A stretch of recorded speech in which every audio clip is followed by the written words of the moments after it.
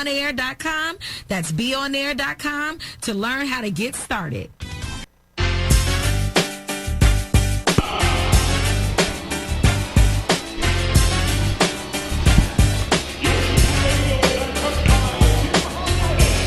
Welcome in, Eagles fans, here at the Chicago Eagles Network, powered by IMS and Eversport. I am Cody Grant, along with Benjamin Fonseca. Thank you for tuning in. The Chicago Eagles looking to face off against the Bloomington Edge as we're getting ready to go. About 15 minutes until kickoff, and the Chicago Eagles coming in with an 0-3 record against the 1-1 Bloomington Edge. Let's get ready to go, Benjamin. Yeah, it's kind of exciting here tonight. You can feel the atmosphere.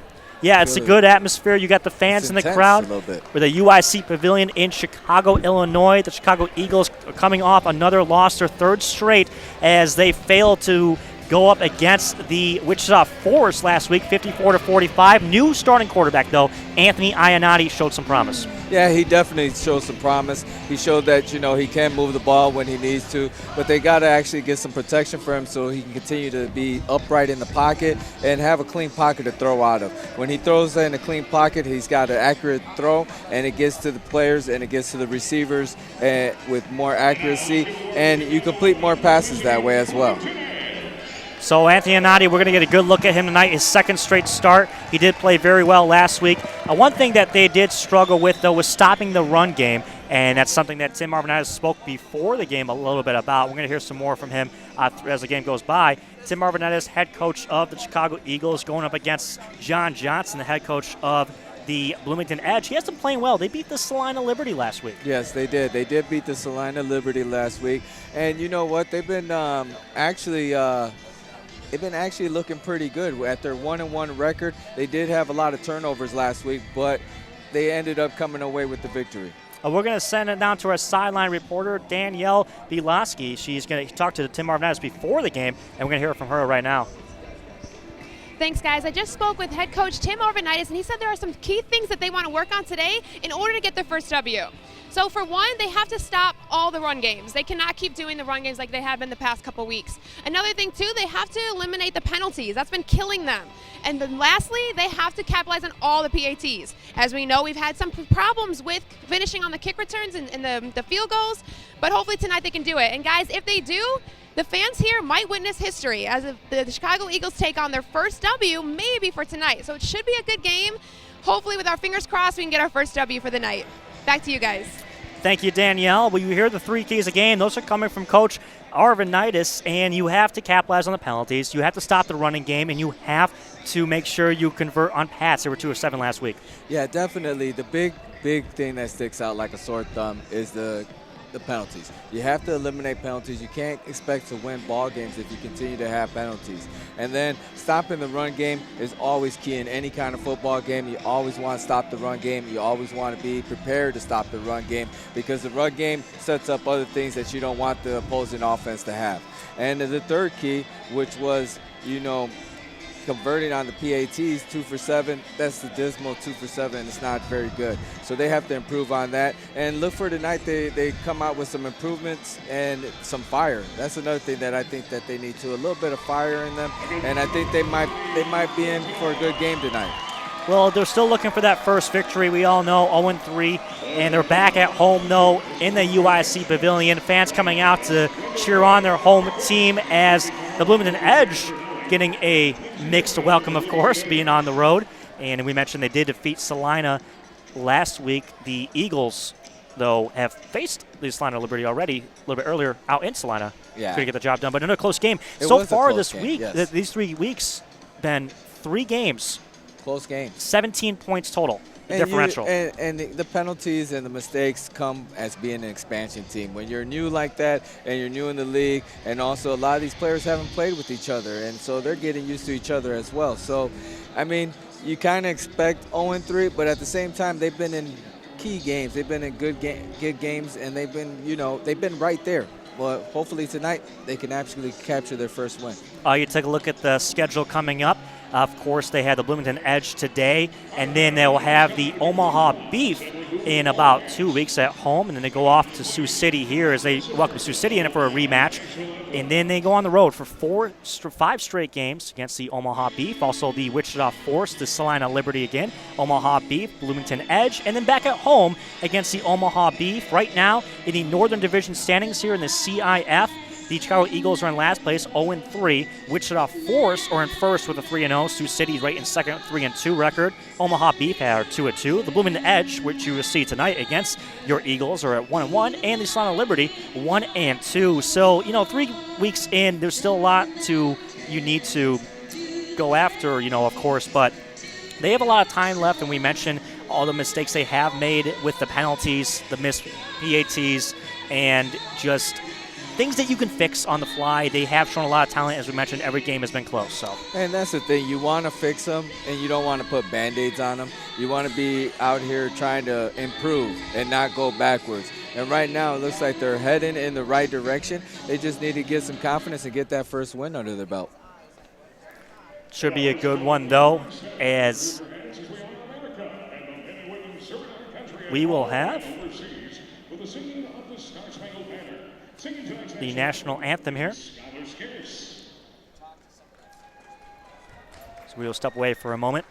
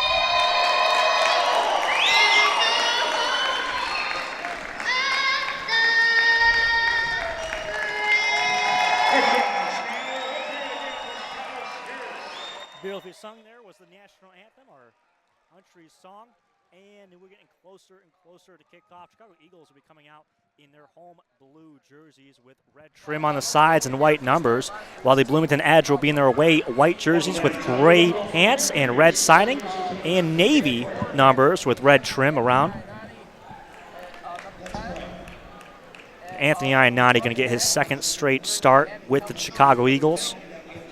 Started the season off as the backup. Played so well last week. Benjamin, you were here. You saw how well he played. Yeah, they were doing a moment of silence or a prayer, which is pretty good. Keep players healthy. You want to leave here as you got here. So that's pretty good for the players to get together and do something like that. It's actually pretty nice. But yeah, Iannotti. Really, really quick, Benjamin, right now. Presenting the game ball is Keith Maurice, as you see in the bottom corner of your screen. Keith Maurice is the guest and also close personal friend of Coach Tim Arvanitis. Young Keith is a true fighter and a champion. So he walks it out to the logo to meet with Tim Arvanitis, being helped out by Tim's daughter, Ren.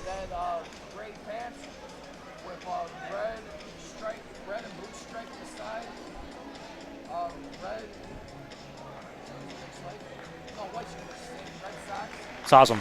Yeah, it is. Great. Happy to be here. Keith Maurice.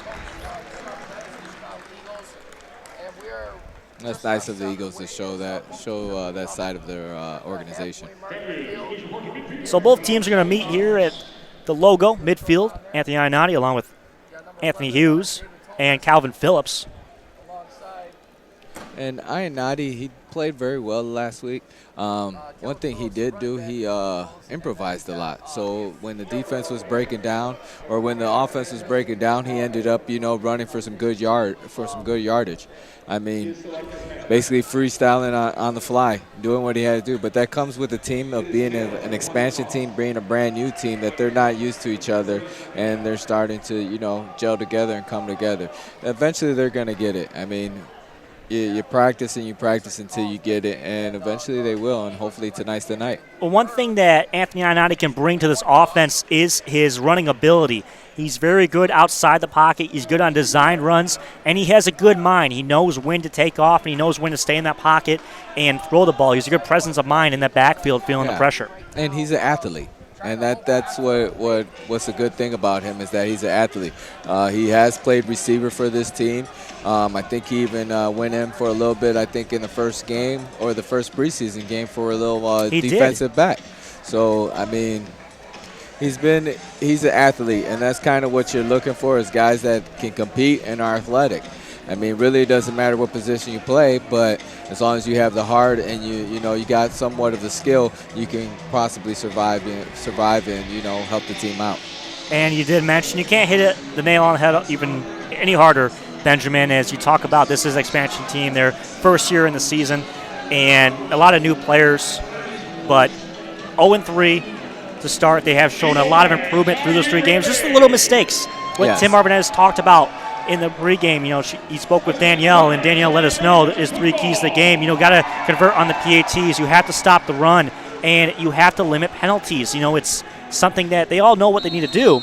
It's just about getting the job done. It's just about going out there and doing it. So Chicago Eagles will kick off right to left. Their kicker, David Thomas, looking to send it deep in the back. Ready to receive is number 1, Darren Clark Jr., and that hits the top of the ceiling. A little bit too much height on that one. Too much oomph on that one. Yeah. That's the one thing, and I think that's why you see a lot of kickers in this league. They end up squib kicking the ball so they can get, a little bit lower trajectory, because, of course, we are in indoor, so there is a ceiling in here, so you can't kick it as high as you want to. And unfortunately, we're not playing at Cowboy Stadium, where they have a stadium that's got a huge ceiling. Let's take a look at the defensive starters for the Chicago Eagles as they will start possession off defensively against this offense of the Bloomington Edge. Got Anthony Hughes, defensive back. Snap, his throw over to the left, and a wide open receiver trying to make the catch was Ryan Pejos, but he could not haul it in. Ryan Pejos, the 6'3", 200-pounder from Santa Barbara City College. You got Chris Muhammad along with Anthony Hughes. There'll be the safeties, Thalen Pierce and Kevin Morris up front, and then defensive line, Ayub Amida, Jordan Miller, Brian Glenn, and Boss Walton. Yeah, Boss had a big game last week. So out of the shotgun, 2 wide receivers right, 1 to the left. Faking the handoff, looking back as Holbrook over the left side. And intercepted by Anthony Hughes to the 15, to the 20, to the midfield, to the 25. Breaks a tackle to the 20, to the 15. The near sideline gets brought down. Anthony Hughes on the second play of the game is a game changer as the Eagles will take over inside the red zone. And that's the kind of start they were looking for. This is the perfect start to get your first home victory. Get an interception at the beginning of the game. Definitely is a helpful start and get you in the right direction. What a play by Anthony Hughes. And you saw it, Caleb Holbrook trying to make a pass over the middle to the far sideline to Ryan Pejos, the receiver that just dropped the previous pass and just kind of overthrew that a little bit. Anthony Hughes was right there. And once the replay goes, he's throwing it, and what happens is he has to get over the outstretched defender, so that's what makes the ball travel up a little bit higher. Ionati out of the gun, 2 wide receivers to right, 1 to left. He has Calvin Phillips in the backfield, moving in motion. Hands it off to Phillips. He goes right up the middle to the near side, to the 5, and trying to get into the end zone. He is close. They're going to mark him down at the 1-yard line. Calvin Phillips on his first run of the game with a great start for the Eagles. And this is the kind of momentum that you want and that you want to keep on, because right here, last week they started off real slow, and now they've gotten a jump start and they got the momentum heading in the right direction. Excuse me. This is a run to the right side, which is very successful, and Calvin Phillips is their workhorse. I-90 out of the shotgun. He's got Jordan Borgen to the left. He has David Jennison, new receiver, out to the far sideline, and Stacey Howard in the slot. Calvin Phillips in the backfield, moving motion, takes the snap. I-90 going to keep him on the quarterback keeper right up the middle. Couldn't find any room there, and he's going to get brought down behind the line of scrimmage. Lost about a 1, second down. And that's something that I-90 was doing so successfully last week. He was ending up, fake handing it off and taking it off with himself. I'm pretty sure the Bloomington Edge have saw video of this and saw replays of this, so they're key on that. So right here, as we look at the replay, it's just a direct snap. He's just trying to take it in the end zone, trying to get as many yards as he can. 3 wide receiver set, 2 to the right, 1 to the left. Phillips on the left hip of Ionati. Now he moves to the right hip. Second down and goal from the 2-yard line. Ionati moves in motion, takes a snap, low snap, hands it off on the receiver. And Stacey Howard, who came in, it was a design run to the receiver as Howard came off the slot. And you see what those kind of mistakes do. When you have those kind of mistakes, they slow down the momentum, and now you're basically being lethargic, and you're being slowed down by something of a mistake like that. And we talked about last week with me and Mr. Fahey. We talked about he's gonna love that you threw that in. No, but we talked about the low snaps and the bad snaps. Third and 99 fakes the handoff to Calvin Phillips and runs to the left and brought down. Did not fool the defense of the Bloomington Edge, and that's going to bring up 4th down. And I think that's another mishandling of the ball as well, because if you see the snap, it looks like he didn't catch it cleanly either. Well, they're going to stay on the field. They're going to go for it here. And you've seen a lot of movement already with these option reads. Starting lineup for the Chicago Eagles, Anthony Ionati, their starting quarterback. Calvin Phillips, number 2, in the backfield alongside him. You also have offensive line of Jordan Brown, Jabari Buckley, Albino. Receivers like Stacey Howard, number 8. Jordan Boykin, number 3. And Stacey Howard had a big game last week. Real big game. 4th down and goal. Low snap. I-90 tough to handle. He has to scramble and throws one to the far sideline. Incomplete. Intended receiver was Stacey Howard. And the Eagles fail to score when they had the ball on the 1-yard line. And once again, it's mishandling of the snaps. If you look at this snap, it's low. I mean, right there, that just disrupts everything that you're trying to do, and you're not going to get a good playoff. And he's trying to throw to the side, but he has no chance. Once the snap is fumbled, you lose. There's no chance. I mean, you would like to see him in this situation, maybe scramble around, try to find, or even try to run it himself. But right here, he had no chance. Once the ball hits the floor, you don't have a chance. Dante McCoy, the linebacker from the edge, came right off on a blitz up the middle, untouched. Turnover on downs. From the own 5-yard line, the edge takes a snap, hands off to the running back right up the middle, gets hit at about the 7-yard line by Kevin Morris Sr. And Dylan Dunn, in his first carry of the game, goes for about 3 yards. Yeah, Dunn is a tough runner in between the tackles. He's trying to get something started out. They came out with 2 passes before. Now they're going to try to run game and, try to open up this defense. Second down from the 10-yard line. Fakes the handoff. Holbrook out to the outside and incomplete on the drop. Intended receiver. Trying to see the number on it. Anthony Hughes on the defense. Was number 14, Orlando Harris. So 2 drop passes already for the receivers of the edge. Good throw there by quarterback Caleb Holbrook. Yeah, but it's a tad bit high, and that's what happened. It's a tad bit high, so you kind of leave your receiver out to dry, and then he gets hit and the ball sails out of bounds. Third down, Holbrook pressure coming and throws it away. Intended receiver about the 15-yard line was Pejos. Ball came a little bit inside.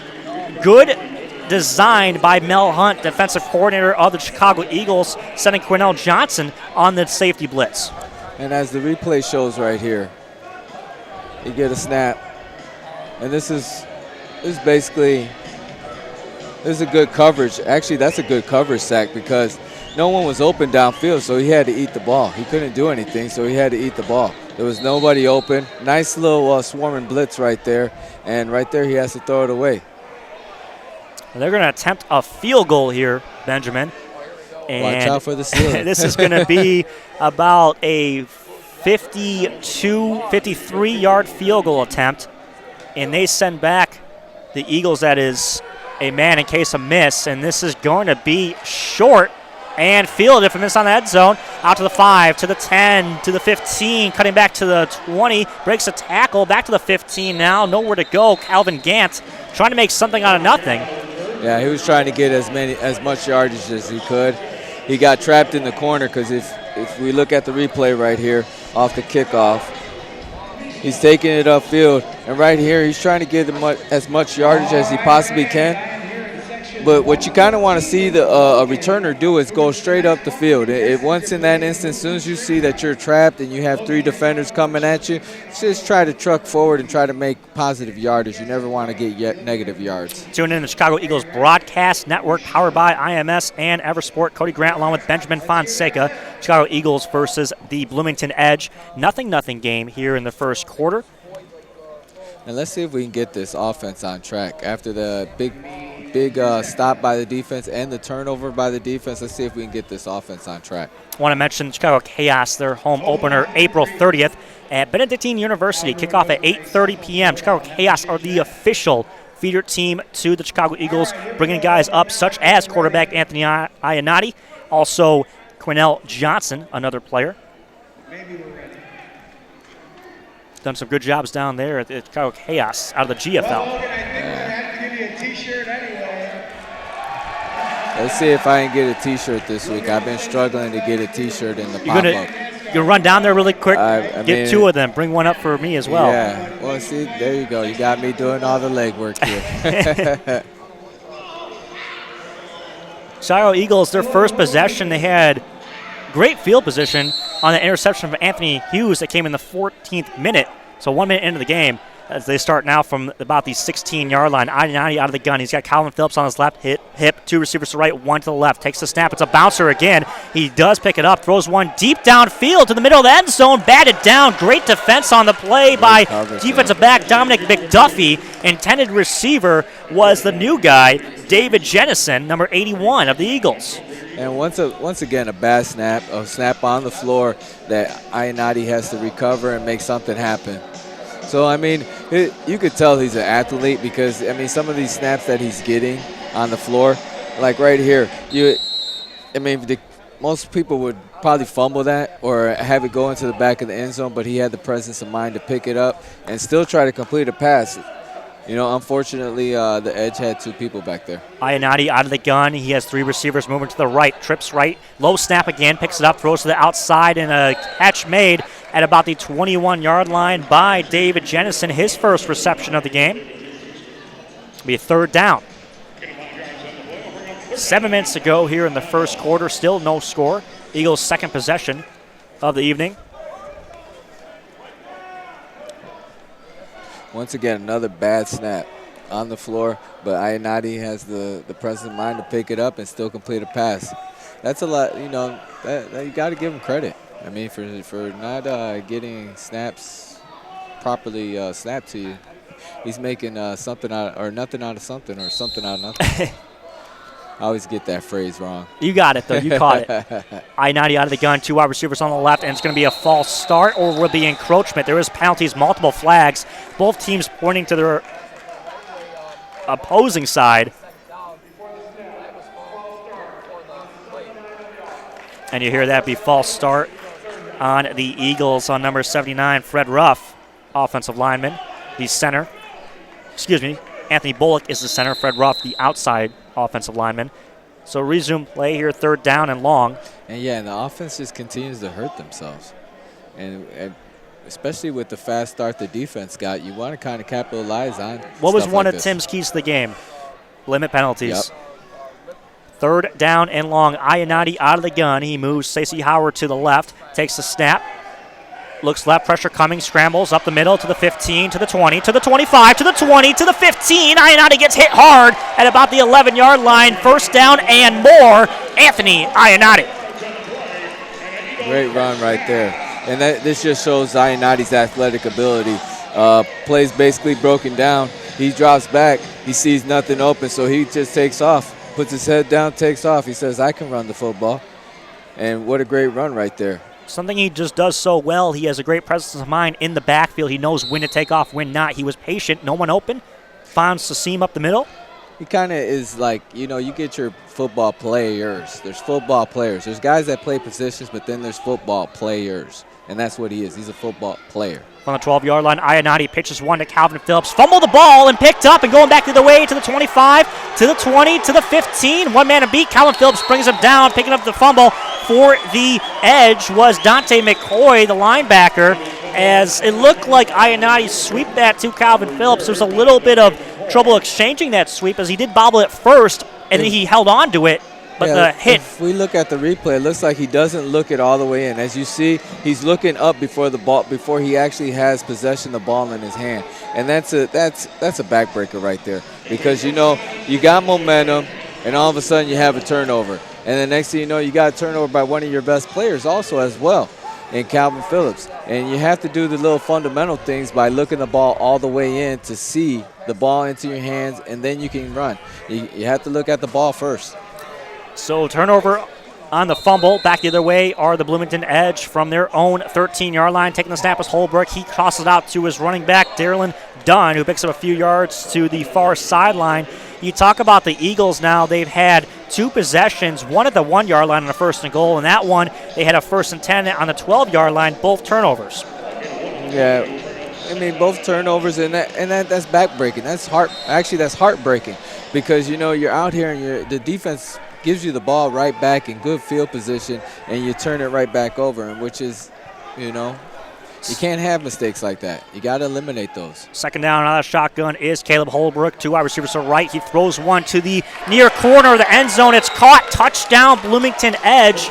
Making the catch on the play, number 15, Ryan Pejos. As that will put them on the board 6-0 over the Chicago Eagles with 4:33 to go in the first quarter. Let's take a look at the replay.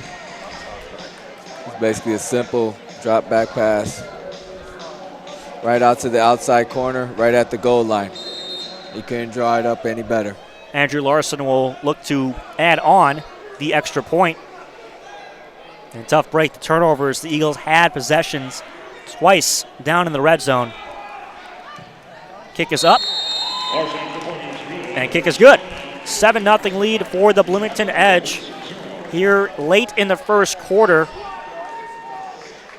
So Eagles having trouble holding on the ball in the last possession. And that's a huge issue. You can't have trouble holding on to the ball.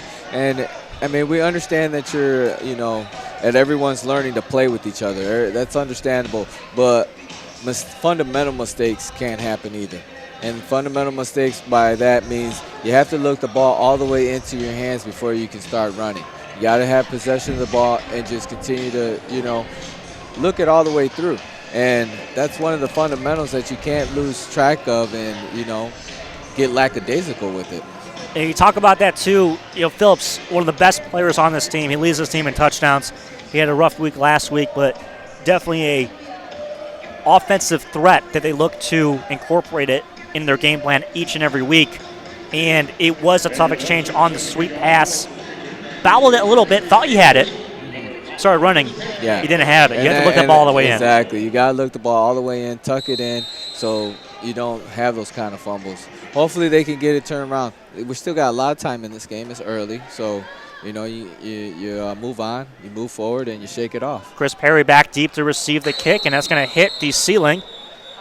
Second ceiling ball we've had tonight off the kickoffs. And we're so used to the squib kick that they've been using. All of a sudden, we're starting to get like real-life kickoffs. So they will place the ball at the logo here at the UIC Pavilion. The Chicago Eagles logo right at midfield, 25-yard line. Yeah, and this ceiling, it doesn't help out. It's kind of low anyways. I'm looking at it right now, and they have, the yellow guard around it. So when we look at that Pejos catch, great shot by our camera crew. Yeah.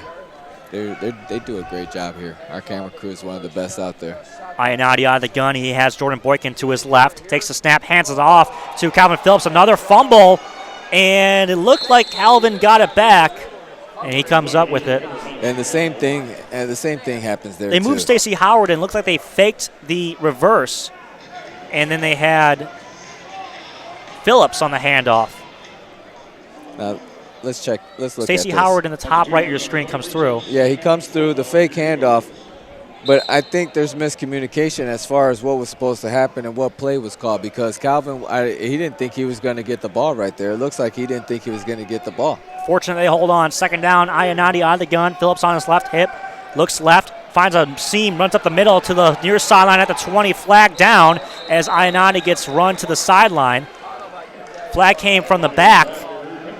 That normally means That usually means holding. Yeah. We'll get the signal. It's going to be holding on the Eagles. That's going to bring them back. They will negate the run. It will repeat second down. Yeah, this isn't. See if we can this see isn't where the going hold well was. with this offense. Was it that one right there in the bottom of the screen? It's 67. Actually, it's at the middle of the screen. There we go. As you see right here, he grabs him right here. There he is. 87, Anthony Bullock, the center. Yeah, he's grabbing him. You can't grab a handful of the jersey there. You got to let go. So they marked that ball at about the 13-yard line, so second and long. And if you look at that, he didn't really have to do that. So that's kind of something of being a new team. Being a new team and new players, they're trying to do whatever it takes to win, and they're doing too much. 3 wide receiver set. Ionati has 2 to his right, 1 to his left. Calvin Phillips on his left hip. Now he moves Boykin to the right. Takes the snap. Looks downfield. Throws one. A looper high to the right sideline and couldn't make the grab. Was Jordan Boykin. I'm noticing some differences with the offense, though. They're moving guys around a lot more. It seems like guys are getting more comfortable with the playbook. Well, they're moving guys around because the defense is keying on Calvin Phillips. I mean, they're trying to, kind of decoy Calvin Phillips and try to break him out when they can. Like you see a lot of rotation here. That's just a bunch of, stuff to get you off guard and to throw you off, so you can do stuff like this, or you can hand it off to Calvin Phillips. Right here, Jordan's got to go up and make a play for his quarterback. Good effort by Boykin, just could not hold it in. Ionati on the gun, 2 wide receivers to the left. We're going to have a false start, and that's going to go against the Eagles. They're going to bring them back 5 yards. And the Eagles are going to take a timeout. And this is a good timeout for them. They need this timeout. Settle them down. I mean, they had good field position for the first 2 possessions that they've had. Actually, the first 2 possessions that they've had great field position. They just haven't been able to capitalize. So good timeout right here. Settle the troops down, and let's go get them again. We are live here at the UIC Pavilion in Chicago, Illinois. Your Chicago Eagles down to the Bloomington Edge at the moment, 7-0. As they're trying to find something going on offense. It's going to be a 3rd and long when they come back out of the timeout. Offensive coordinator Jeff Harris not liking what he's seeing. They've had trouble now on 2 occasions exchanging the handoff. They've had trouble on multiple occasions from the snap. And that's a part of the mistakes that you got to cut down. And it also comes with being a new team. You just don't have the chemistry yet built up yet. And that's key for any team. You need chemistry. And hopefully the Eagles can start building on this and get this chemistry going on their offensive side. Looks great on the defensive side. The defensive side actually has a lot of chemistry. And now we need to get the offensive side on the same page. A touchdown earlier came in about the 4-minute mark. It was a Caleb Holbrook 15-yard strike to Ryan Pejos. So 3rd down and long here for the Eagles. Anthony Ionati out of the gun. He switches receivers around. Stacey Howard now on the near sideline. Ionati takes a snap. Pump fakes, throws, and good defense on the play. Wanting a flag was David Jennison. It doesn't look like he's going to get one as Antonio Marshall was all over him. Yeah, there was a lot of contact. There is a flag in the backfield, though. I would want some kind of penalty thrown on that pass, too.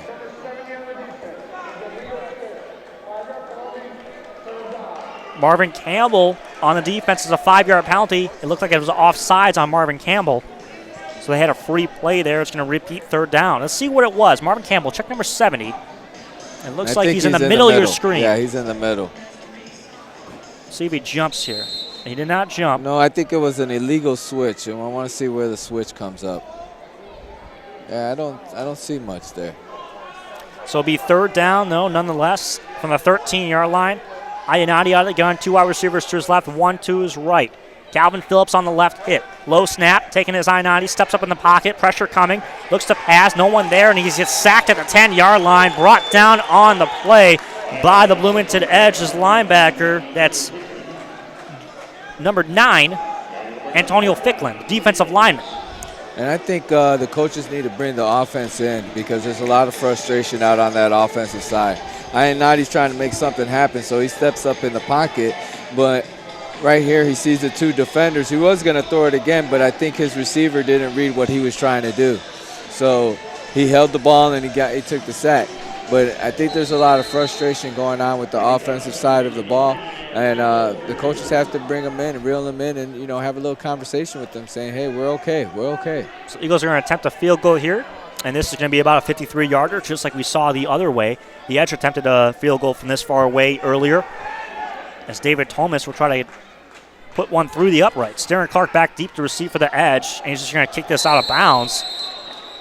And I don't know if there was trouble with the snap. It looked like a bad hold. It was a hold. It was trouble with the hold. So the hold was on a slant instead of being upright. Right here. The replay is going to show us that it's on a slant. The ball's on a slant. And when you want to, and he lets go of the ball too. So there's 2 mistakes right there. You let go of the ball and it's on a slant because what you want to do as the quarterback or as a holder is you want to keep the ball upright. So the kicker has enough room to get a good throw, a good kick in. He let go too, and Benjamin. Then that's another thing. He let go at the wrong time. So 1st and 10 back the other way, left to right. The Bloomington Edge. Their quarterback, Caleb Holbrook, out of the gun. Low snap. He runs to the far sideline to the 20, to the 25, and pushes out of bounds as he gets about 4 or 5 yards. Coming in on the play defensively was Calvin Gant of the Eagles. And I think the defense needs to, stay tight here. Hold this team, hold the Edge to not too bad of damage, but at least hold them to at least a field goal or at least, get the ball back so their offense can end up making something else happen. Because the more time you're out on the field, the better it is for you, the more chemistry you'll build. 3 wide receiver set, 1 running back in the backfield. Holbrook takes a snap, hands it off to his running back up the middle. On the play was Darylin Dunn, as he has had a few runs here. Excuse me, that was Andre Raymond, his first carry of the game. And that was one of the keys of the game earlier today is that, they're trying to stop the run. And they're doing an okay job so far in this first quarter. And as long as they can continue to stop the run, they should be all right.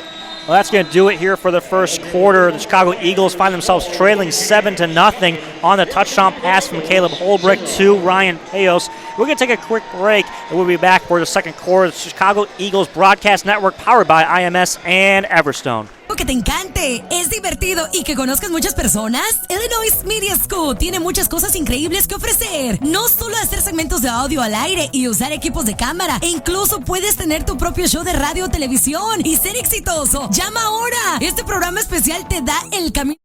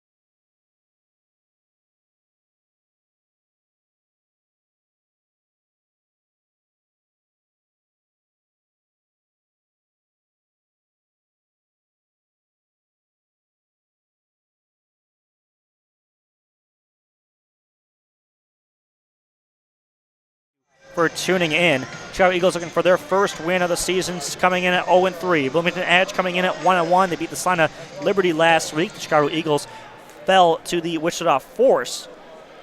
New quarterback Anthony Ionati got his first start last week for the Eagles. There's defensive coordinator Mel Hunt getting his team revved up. And yeah, because they need to make a stop here. You don't want to go down going into the half 21-14. You kind of want to make a stop and have the momentum going in your favor going into the second half. This is a big drive for both teams. It's going to be third down here, third down and goal from the 4-yard line in the I form is Holbrook. Takes the snap, a little pitch to Raymond to the outside, gets another big block, but brought down. Flag coming in from the backfield, and I wonder if that's going to be holding on the edge. That's usually what happens when the flag comes in from the backfield. We're waiting for the call, but the Eagles did stuff the run on that play, Benjamin. Yeah, I think it might be. I'm not sure what the penalty is. You got the edge player saying it's on the Eagles. And that always happens, though, right? Yeah, exactly. They go back and forth. I didn't do anything. I got it. It's a legal block on number 9, Antonio Ficklin. Yeah. He did come down low. It might have been a chop block. Look at the replay right here.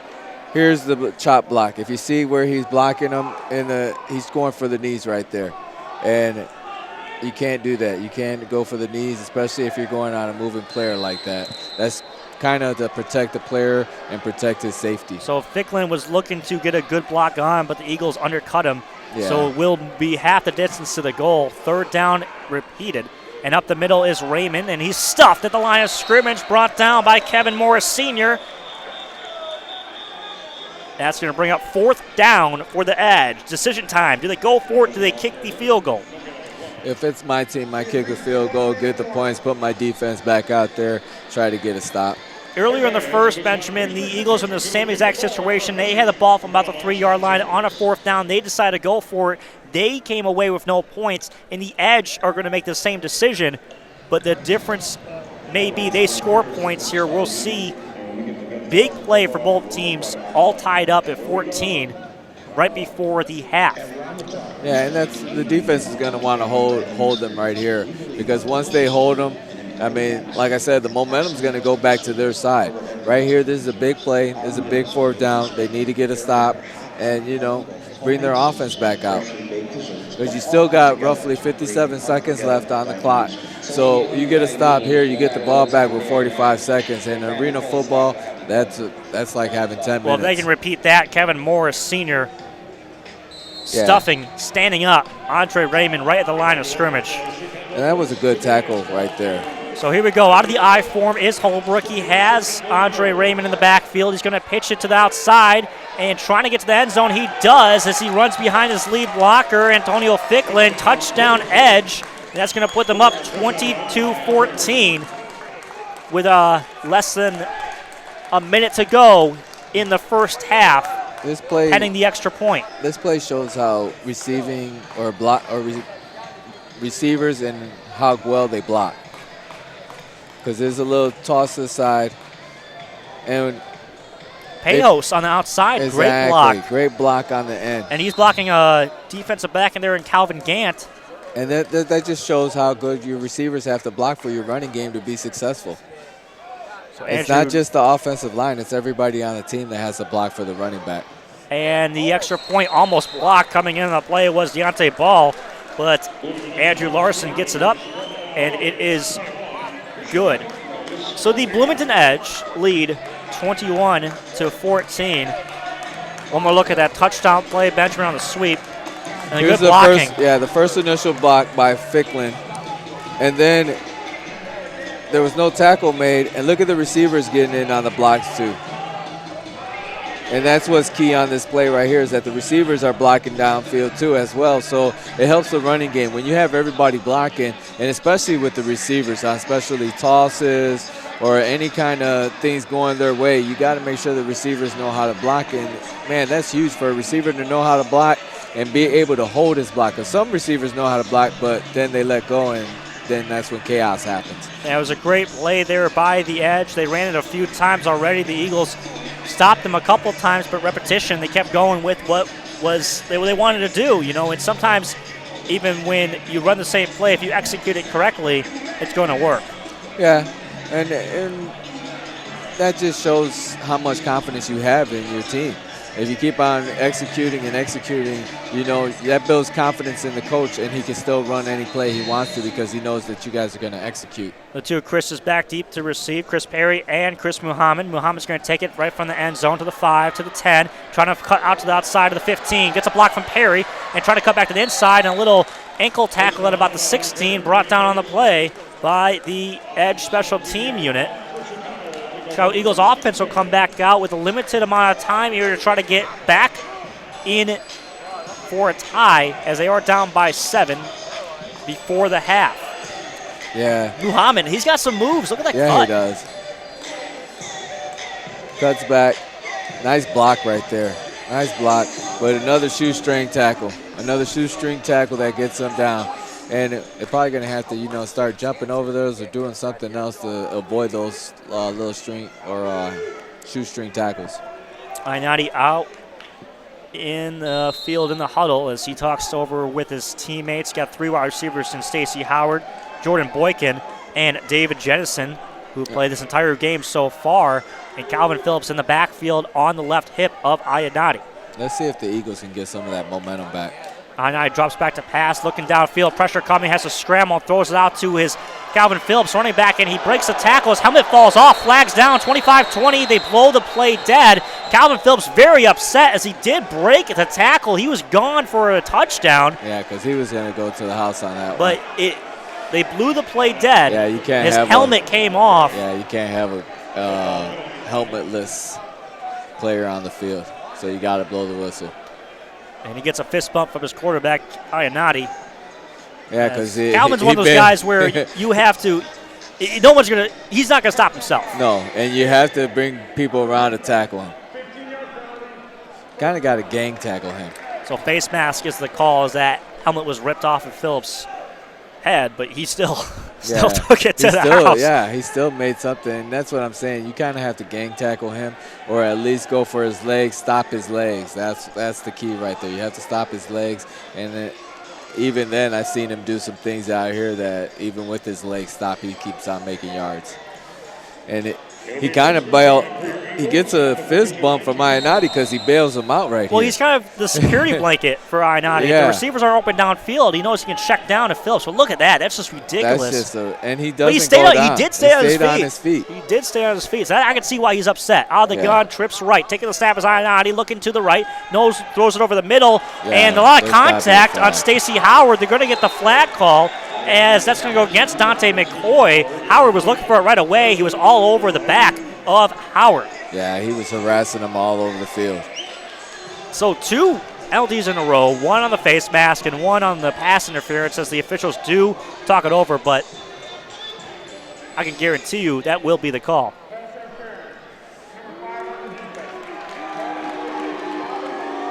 As he gets a nice reaction from this crowd. Yeah, it's from the Bloomington people. They travel well. Well, they're not that far from here. What are they, about an hour, 2 hours away? Bloomington, not too far. Yeah, I was just down out near there. Normal. Yeah, I was just out there probably about 3 weeks ago, covering the state games. Out of the gun is Ioannidis, 2 wide receivers to the right, 1 to the left. Phillips in the backfield. Ioannidis looks to the right, throws 1 to the sideline at about the 10-yard line. Inside to about the 9, making the catch was David Jennison. And the Eagles are rolling now as they look to try to put some more points on the board before the second quarter runs out. Yeah, if they can go with some points here. And this replay brought to you by the Illinois Media School. Just a quick toss over there, trying to get out of bounds so you can stop the clock. And that's what you want to preserve the time and stop the clock as much as possible. Out from the 9-yard line. You can still get a first down at the 4. As a bad snap and push back right away, there's flags, and it looked like before the snap even happened, the center, number 52, Jordan Brown, was pushed back into Anthony Ioannidis, which caused the fumble. And the flags came down right away. I don't know what the call is going to be. We will hear. So offsides on the defense. It will be first down Eagles. And, yeah, that was a bizarre play. I don't think that happened just from a bad snap. I mean, he looked like he was pushed right in. Yeah, he was pushed right into it. So what happened was the lineman. Jordan Brown. Yeah, the defensive line, he times the snap count, which is huge.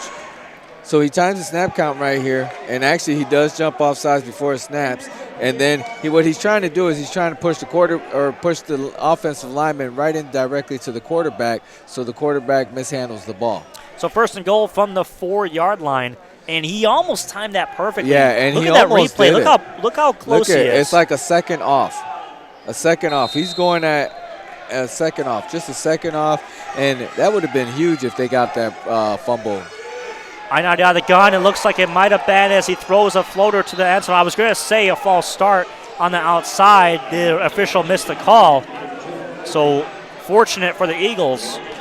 And I-90 just threw that ball to the corner of the end zone. Intended receiver was David Jennison.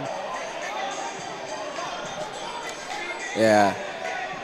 As we get a pause on the replay here.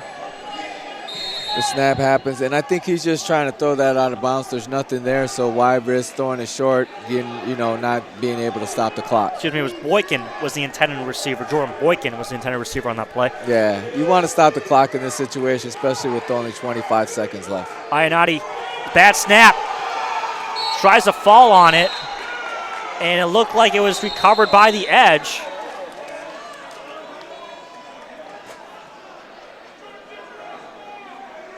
And whistles on the play. There were no flags.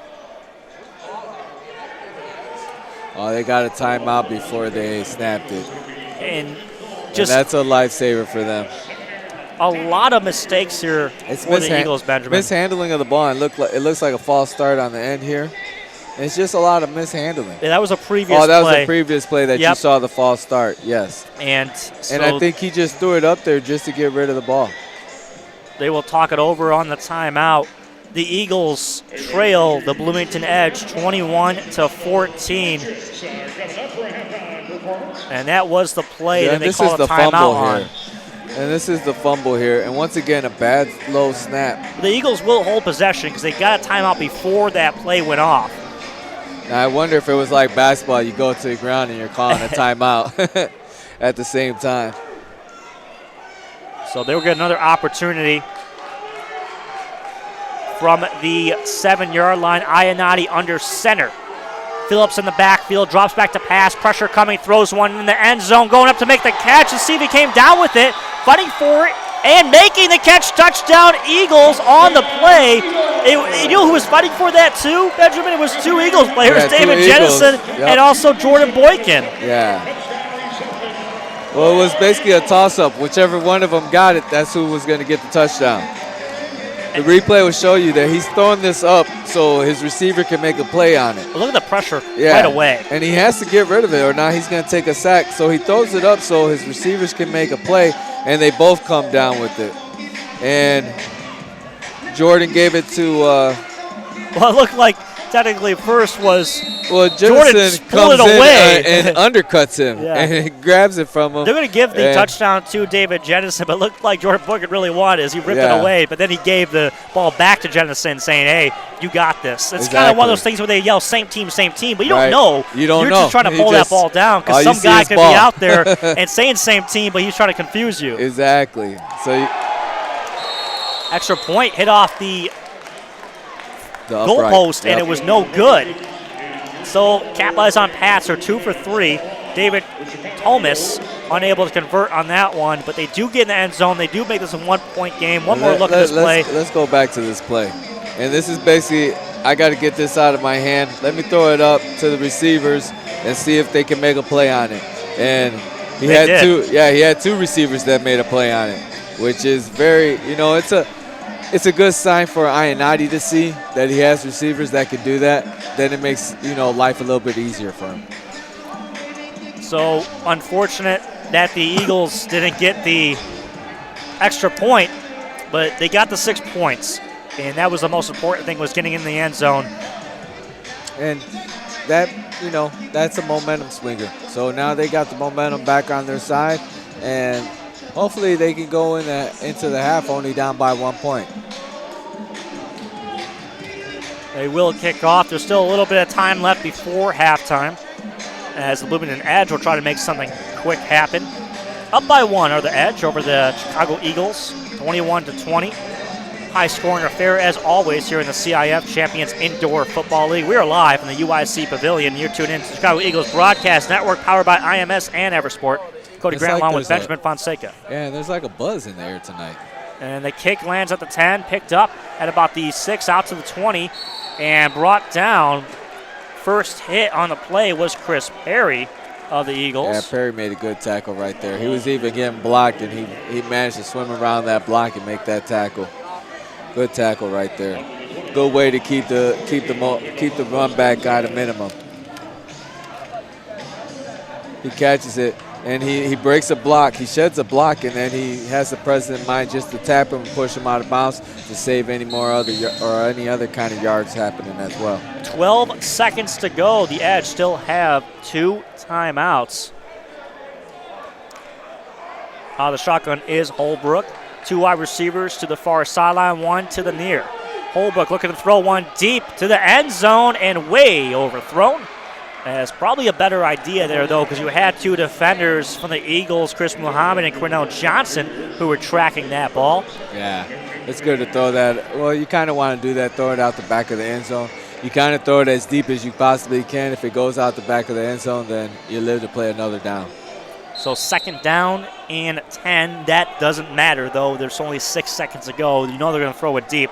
Holbrook out of the gun, just get to the end zone. Eagles got to make a stop. They throw one to the outside on the near sideline, caught about the 25, maybe the 24-yard line. And whistles blow. They're going to put 2 seconds. I feel, back yeah, they are going to. You see the time they did expire on the clock here, but it looks like they're going to put 2 more seconds on. 23-yard line, they're going to spot it. And the Edge will have 1 more play. This is an interesting decision here, too. Do you maybe try a field goal here as they do send out the kicking unit? I think they will try a field goal here. Yeah, so you see the offensive unit coming off and the kicking unit coming onto the field as their kicker, Andrew Larson, will try to attempt one. He attempted one earlier in the game in the first quarter, which was like a 53-yarder. Yeah. And he has a lot of leg. He almost got that one. Yeah, he almost did get that one. And one more look at that play, Benjamin. He was able to push that ball out of bounds. Yeah, he was able to get it out of bounds, and that's why the referees put 2 seconds back on the clock. So this will be the last play of the half on the field goal to try to give them a 4-point lead for the Edge. Andrew Larson, the snap, the hold, the kick. It would have been long enough, but wide left. Does not go through the uprights. That will do it for the first half. And I think this ceiling does play a bigger factor than what most people realize it does, because in an outdoor game, you can kind of kick that ball and let it have a little hang time.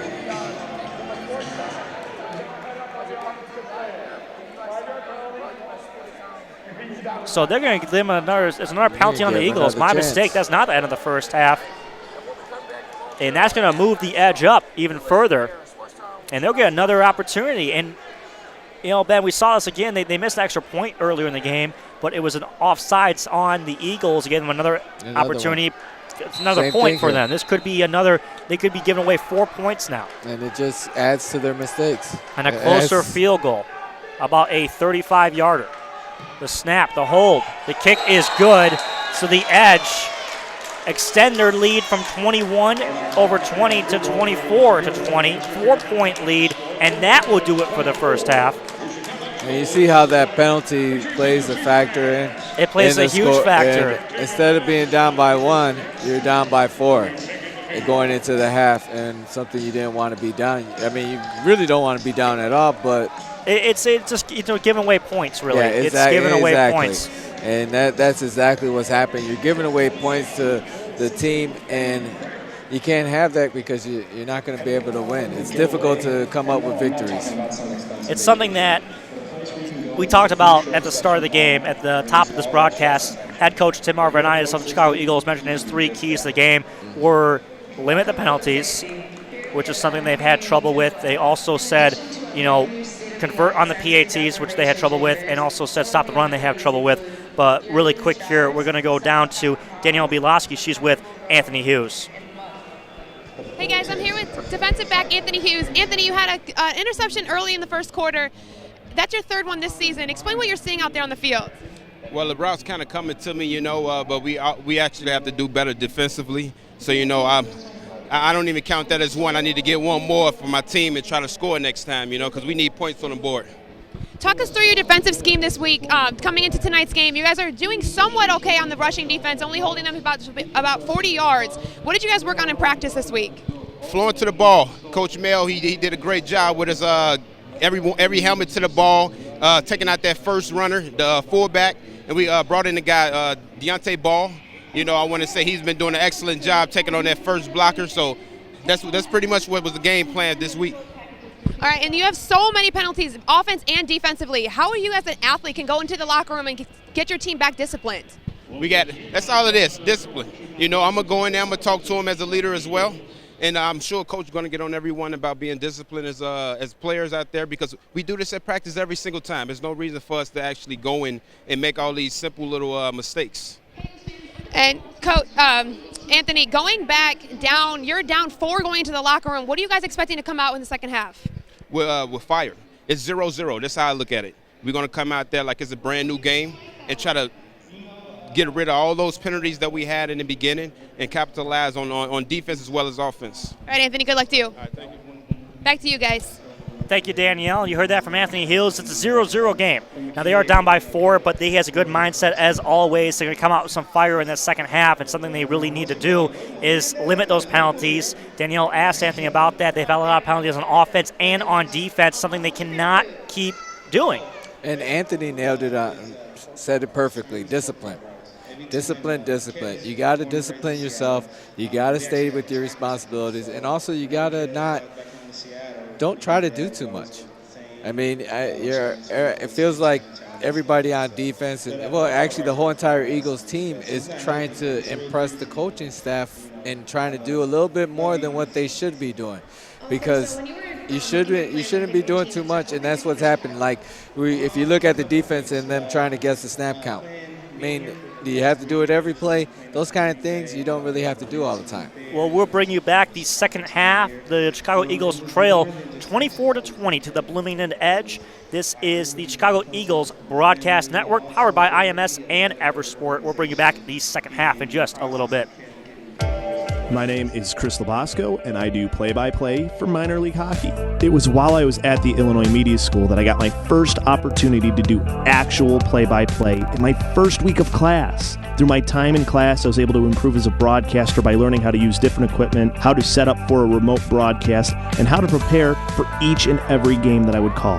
I even found an internship doing play-by-play for minor league baseball before graduating. If I never went to the Illinois Media School, I never would have found my passion. I couldn't have said it better myself.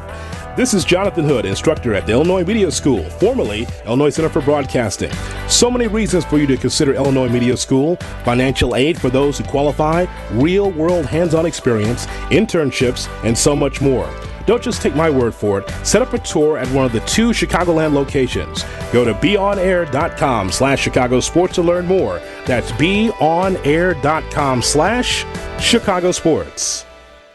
¿Quieres tener un trabajo en algo que te encante, que sea divertido y conozcas a muchas personas? El Illinois Media School tiene muchas cosas increíbles que ofrecer. No solo hacer segmentos de audio al aire o usar equipo de cámara. Incluso puedes tener tu propio show de radio o televisión y ser exitoso. ¡Llama ahora! Este programa especial te da el camino rápido a entrenar en la industria y puedes tener tu propio show en solo semanas. Illinois Media School. Llama al 630-916-1700 o visita bnair.com/Lombard y empieza tu carrera en broadcasting. Hey, it's Frankie, and the Illinois Media School, formerly the Illinois Center for Broadcasting, provides hands-on broadcasting and online media training and fully equipped radio and TV studios. The Illinois Center for Broadcasting is now the Illinois Media School. We've been an institution in the Chicagoland area now for 30 years. Because the broadcasting world is always changing, so are we. Not only are we teaching radio and television production, but now you can learn all aspects of the media industry, like web design. You can even specialize in TV or film, sports broadcasting, and even sales. No matter where you are in the Chicagoland area, we have a campus near you. The Illinois Media School. Be on TV, be on radio, beonair.com. The Illinois Center for Broadcasting is now the Illinois Media School. We've been an institution in the Chicagoland area now for 30 years. Because the broadcasting world is always changing, so are we. Not only are we teaching radio and television production, but now you can learn all aspects of the media industry, like web design. You can even specialize in TV or film, sports broadcasting, and even sales. No matter where you are in the Chicagoland area, I want to have a job in something I love. I want to have fun and meet new people. I want to be social. The Illinois Media School has so many cool things they offer for me and their students. With the amount of stuff you learn, there's no way you won't succeed. You'll learn how to do a voiceover, how to use camera equipment. I mean, actual hands-on. You can even host your own radio or TV show. All of our instructors actually work in the industry too. So go to beonair.com and start your future in broadcasting today.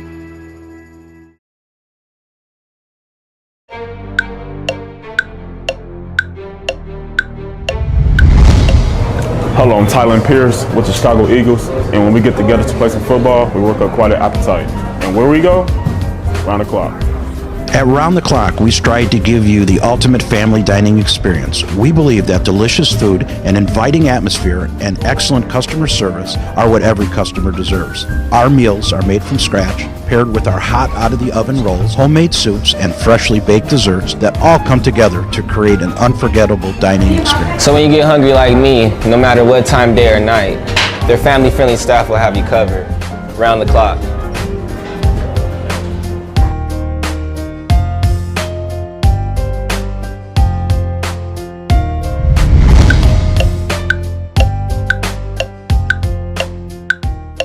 Quiero tener un trabajo en algo que me encante. Quiero divertirme y a la vez conocer muchas personas. El Illinois Media School tiene muchas cosas increíbles que ofrecer, no solo para mí, sino para todos sus estudiantes. Y con todas las cosas que aprendes, no hay manera de no ser exitoso.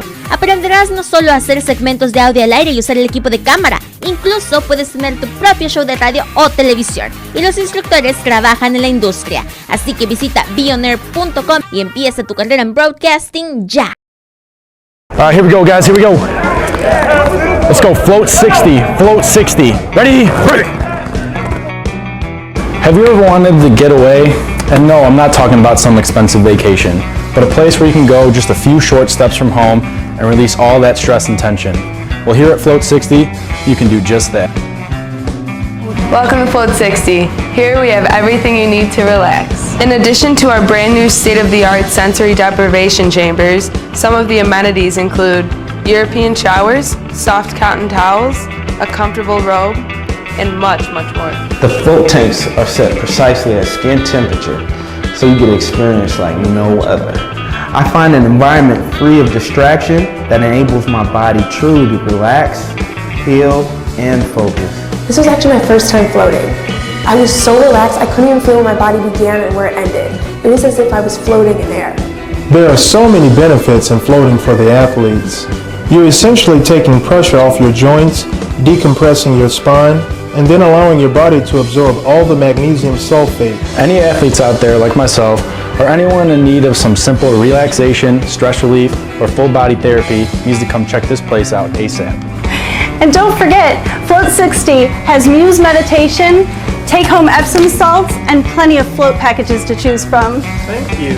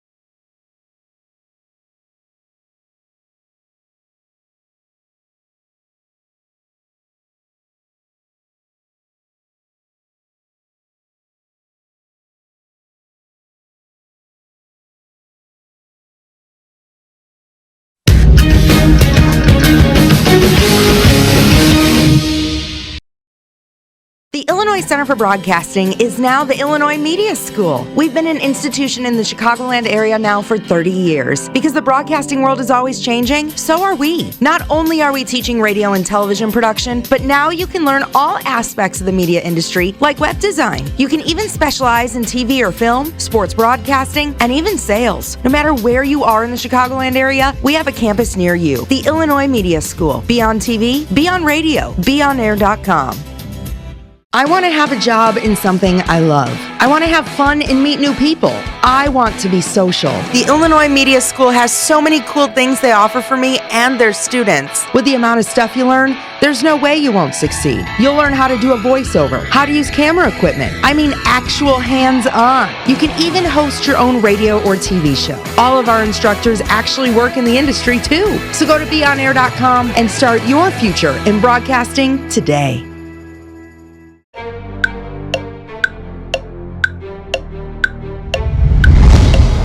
Hello, I'm Tyler Pierce with the Chicago Eagles, and when we get together to play some football, we work up quite an appetite. And where we go?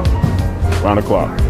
At Round the Clock, we strive to give you the ultimate family dining experience. We believe that delicious food, an inviting atmosphere, and excellent customer service are what every customer deserves. Our meals are made from scratch, paired with our hot out-of-the-oven rolls, homemade soups, and freshly baked desserts that all come together to create an unforgettable dining experience. So when you get hungry like me, no matter what time, day or night, their family-friendly staff will have you covered. Round the clock.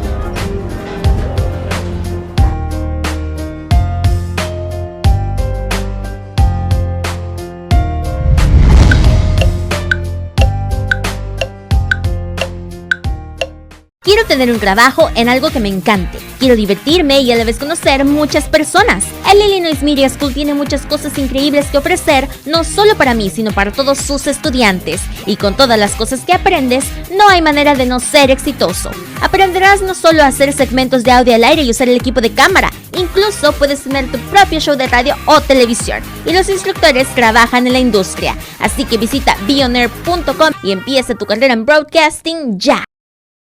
All right, here we go, guys. Here we go. Let's go. Float 60. Float 60. Ready? Have you ever wanted to get away? And no, I'm not talking about some expensive vacation, but a place where you can go just a few short steps from home and release all that stress and tension. Well, here at Float 60, you can do just that. Welcome to Float 60. Here we have everything you need to relax. In addition to our brand new state-of-the-art sensory deprivation chambers, some of the amenities include European showers, soft cotton towels, a comfortable robe, and much, much more. The float tanks are set precisely at skin temperature, so you get an experience like no other. I find an environment free of distraction that enables my body truly to relax, heal, and focus. This was actually my first time floating. I was so relaxed, I couldn't even feel where my body began and where it ended. It was as if I was floating in air. There are so many benefits in floating for the athletes. You're essentially taking pressure off your joints, decompressing your spine, and then allowing your body to absorb all the magnesium sulfate. Any athletes out there like myself, or anyone in need of some simple relaxation, stress relief, or full body therapy needs to come check this place out ASAP.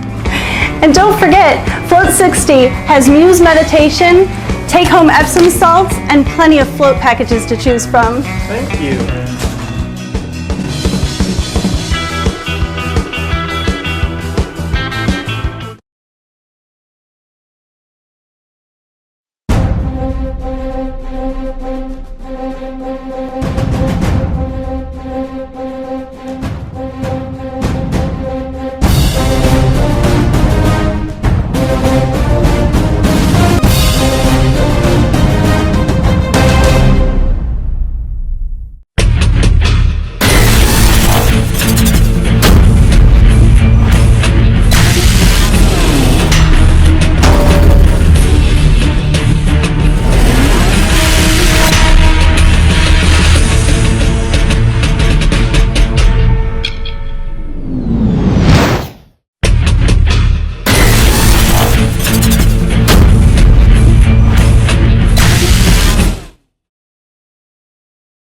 Edge by 4 points, 24-20. We're here live at the USC Pavilion in Chicago, Illinois. Chicago Eagles look back to get in this game in the second half. You heard Anthony Hughes right after the first half mentioning this is a 0-0 game. They're going to come out with fire. They have to stay more disciplined offensively and defensively when it comes to penalties. That's something that's been a huge factor in this game. And the Eagles really, when you think about it, down by 4 isn't too bad where they're standing right now.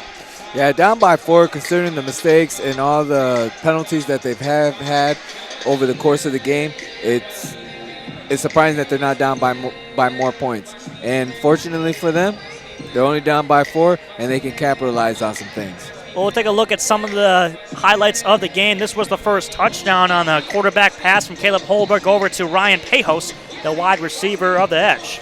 Yeah, and basically it's just a out route that they run to the goal line, and a good pass right there. Beautiful protection also. And this one was the fumble. It was forced by Deontay Ball in return by Calvin Gant. Yeah, and he takes it to the house, and as he's taking the house, he's waving goodbye to everyone.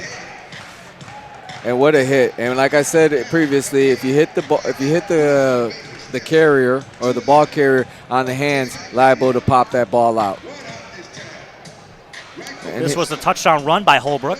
And I think this was after the fumble, and he kind of got a chip on his shoulder and got a little bit of an attitude and started running with, some kind of aggression.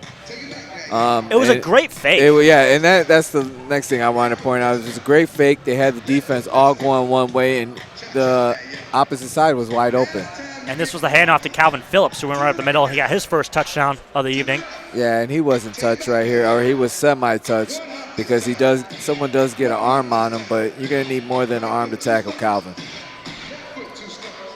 And this one was the last touchdown of the first half for the Edge on a little sweep pass, the fullback block, the receiver block. And that's what I like about that play. And scoring Andre Raymond. Yeah, if you see the receivers on the end of this play, they're actually blocking for their runner. And that's what you need. And that's what you need in a team run game, is that you need everyone to block. It's not just the offensive lineman's responsibility. It's everyone on the team's responsibility to block. And they brought in the DL. Yeah. Antonio Ficklin, 290 pounds of muscle. Exactly. And this was the last, you see 19 seconds on the clock. They will get that little lob pass by Ionati, pressure coming, and taking advantage of the receivers on this team.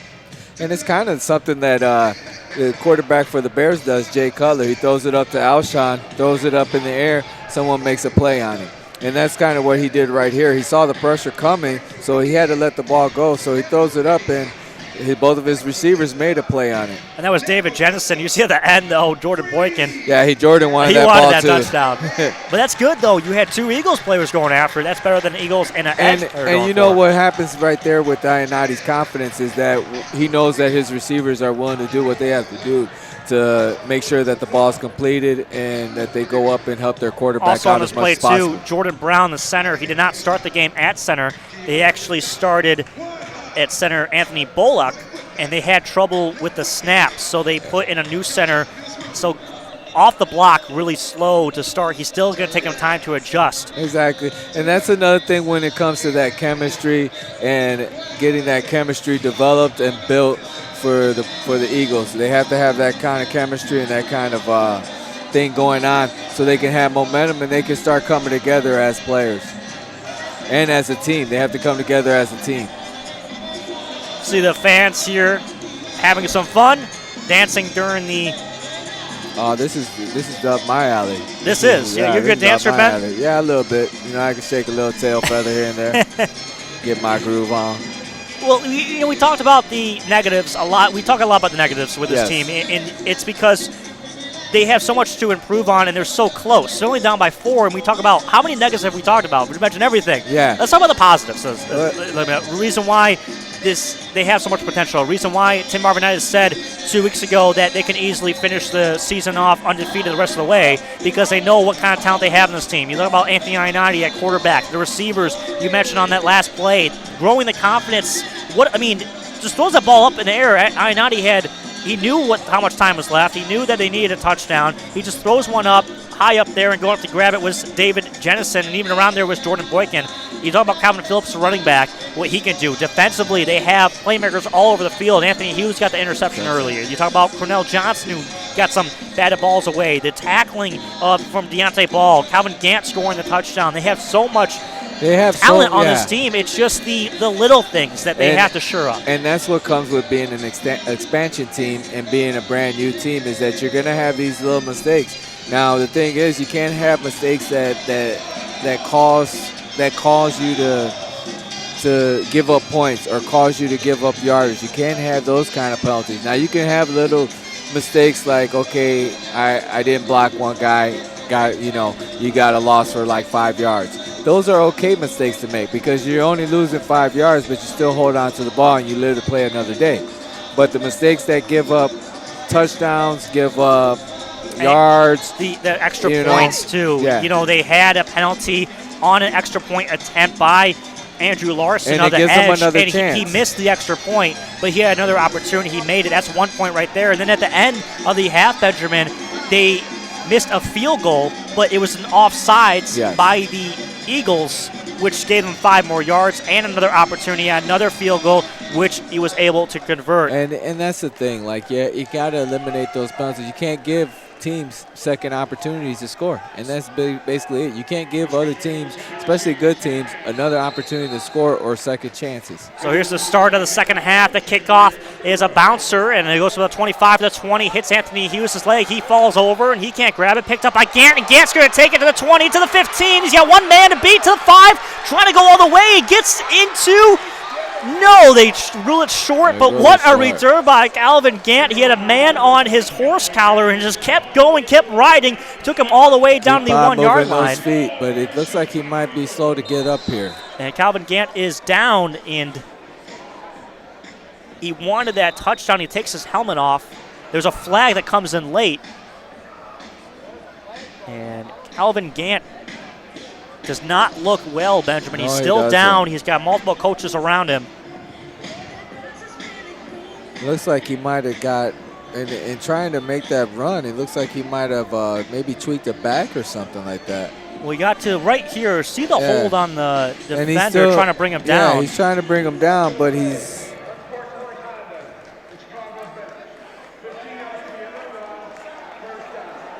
And see, once you have one positive, you negate it with the negative. And that's something, you have this great run, and now you just bring in a negative attitude. So they get a penalty on that play on sportsmanlike conduct on a great return by Calvin Gant. And Gant is now up, and he's walking off the field. So good sign that he's getting up and walking off under his own power. And hopefully he is okay. And it looks like he was just being dragged down. Might be something with his back. Maybe his lower back got tweaked there, because at this angle you can see it a little bit better. He's getting pulled from his neck while he's trying to run. So it's like one force is pulling you back by the neck, and the other force is, you're trying to run to get to a touchdown. And as good as that play was, you see the negative part of the team, and they get a penalty that pushes them another 15 yards back for unsportsmanlike by the Eagles bench. Yeah, they had the ball on the 1. They're going to be starting out from the 16, breaking huddle. Anthony Ionati under center. He's got Phillips in the backfield. 3 wide receivers set, 2 of them to the right, 1 to the left. As they resume play, Ionati moves in motion to the right. Jordan Boykin takes a snap, throws a screen pass to Jennison as he goes upfield at about the 14, maybe the 13-yard line, picks up a few yards. And that's what Ionati's been completing a lot here too tonight. Little dump off passes just because nothing's open downfield. So second down and about 7 yards. Just underway here in the third quarter. As back in at center too, Benjamin, I want to mention Anthony Bullock. Yeah, I'm seeing that right now. As out of the shotgun, he gets a good snap.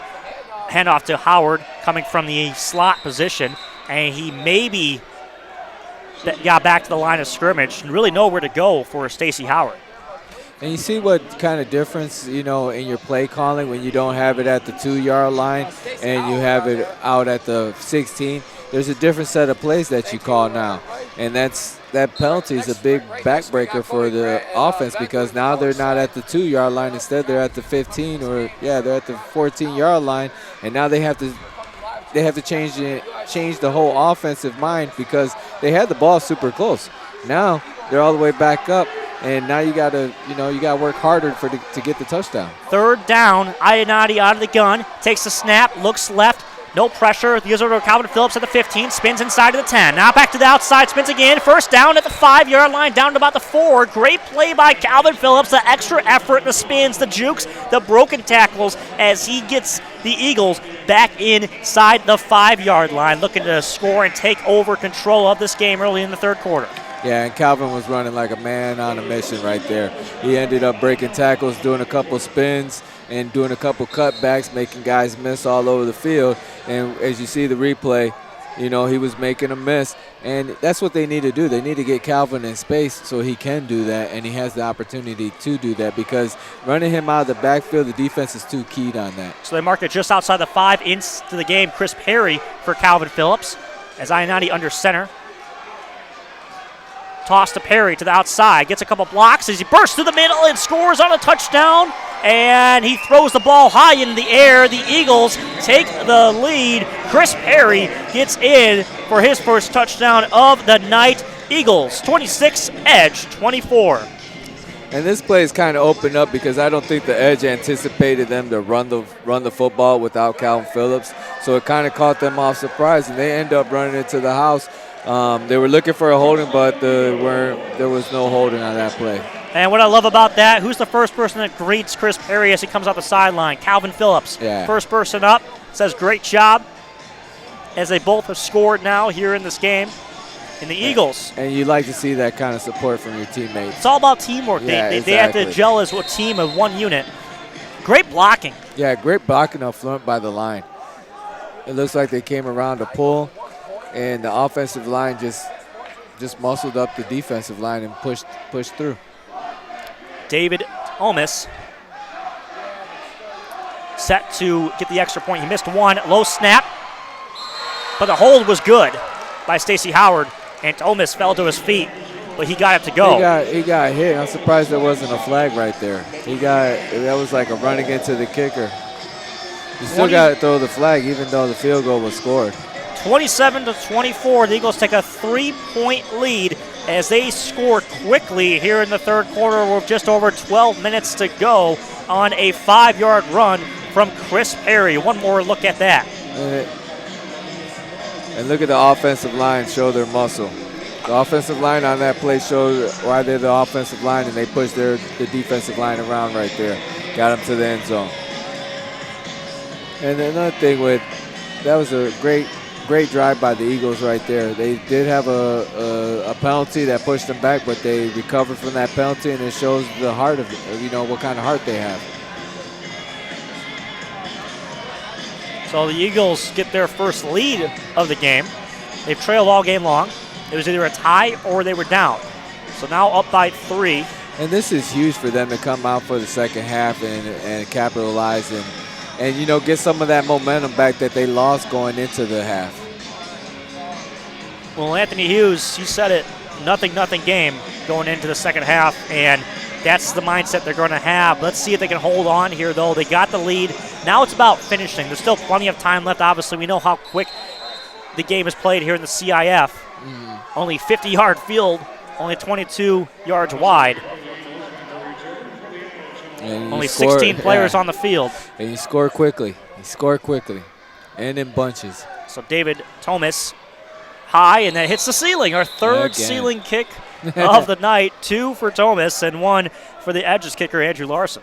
Going to have to talk to the UIC pavilion people but you know what, though? It's not something that I don't think is that bad because you still have 25 yards to go. It's only at midfield, and you talk about some of the kickoffs we've seen on the squib kicks can be very dangerous on the defense. where you got to take it to the house. Yeah, but each yard is important in football. That is true. It's a game of inches. Yeah, and you want to start at the 15 opposed to the 25. You prefer to have them at the 15 or the 10 or even the 5 if you had your wish in a perfect world. Caleb Holbrook out of the gun, 3-wide receiver set. Takes the low snap, fakes the handoff, looks to the left, has a man at the 15 to out of bounds at about the 12, 13-yard line. On the catch was Ryan Pejos.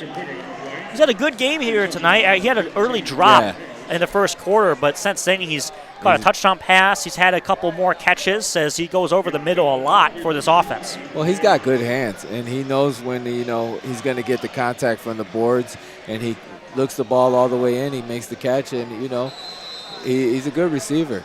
And the combination of Holbrook and him have been paying off tonight. Darylin Dunn in at running back on the right hip of quarterback Caleb Holbrook. One wide receiver to the left, hands it off to Dunn up the middle. He cuts back inside, brought down almost immediately by the defensive back Devontae Ball, who had that forced fumble earlier on Holbrook, which was picked up by Calvin Gant, who returned it for a touchdown. Calvin Gant went down at the start of the third quarter, and we still have not had word yet. I don't see him on the sideline, though. I do see him now. He's just standing up.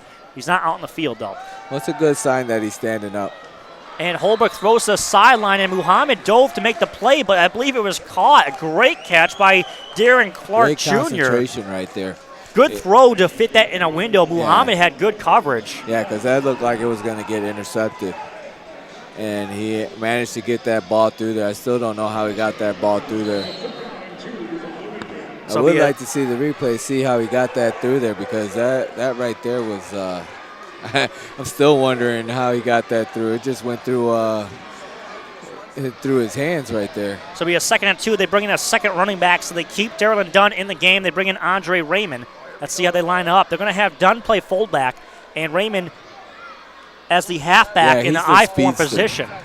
And the toss Raymond, we've seen this play before, and it's lit up in the backfield, and who else but Deontay Ball? I tell you what, he's been the player of the game in my book so far for this defense of the Eagles. He's been all over the place. He's been all over the place. Anytime you see any kind of action on the field, he's right in the middle of it. Deontay Ball has been a force, and he continues to make plays defensively. Check this again, Benjamin. Yeah, and he blows this one up, shoots the route, or he shoots the play.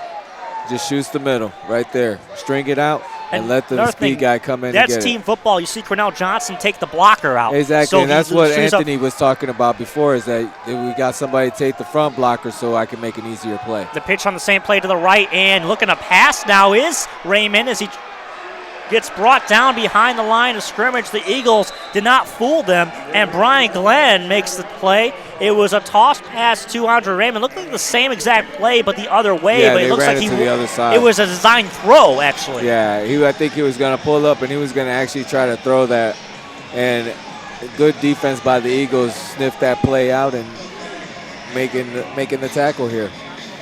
And you couldn't have asked for a better start for this half for the Eagles. You couldn't, because right now they got the momentum on their side. They're starting to come together as a team. All they have to do is keep the momentum, keep it going in their direction, and hopefully come out of here with a win and the first home win.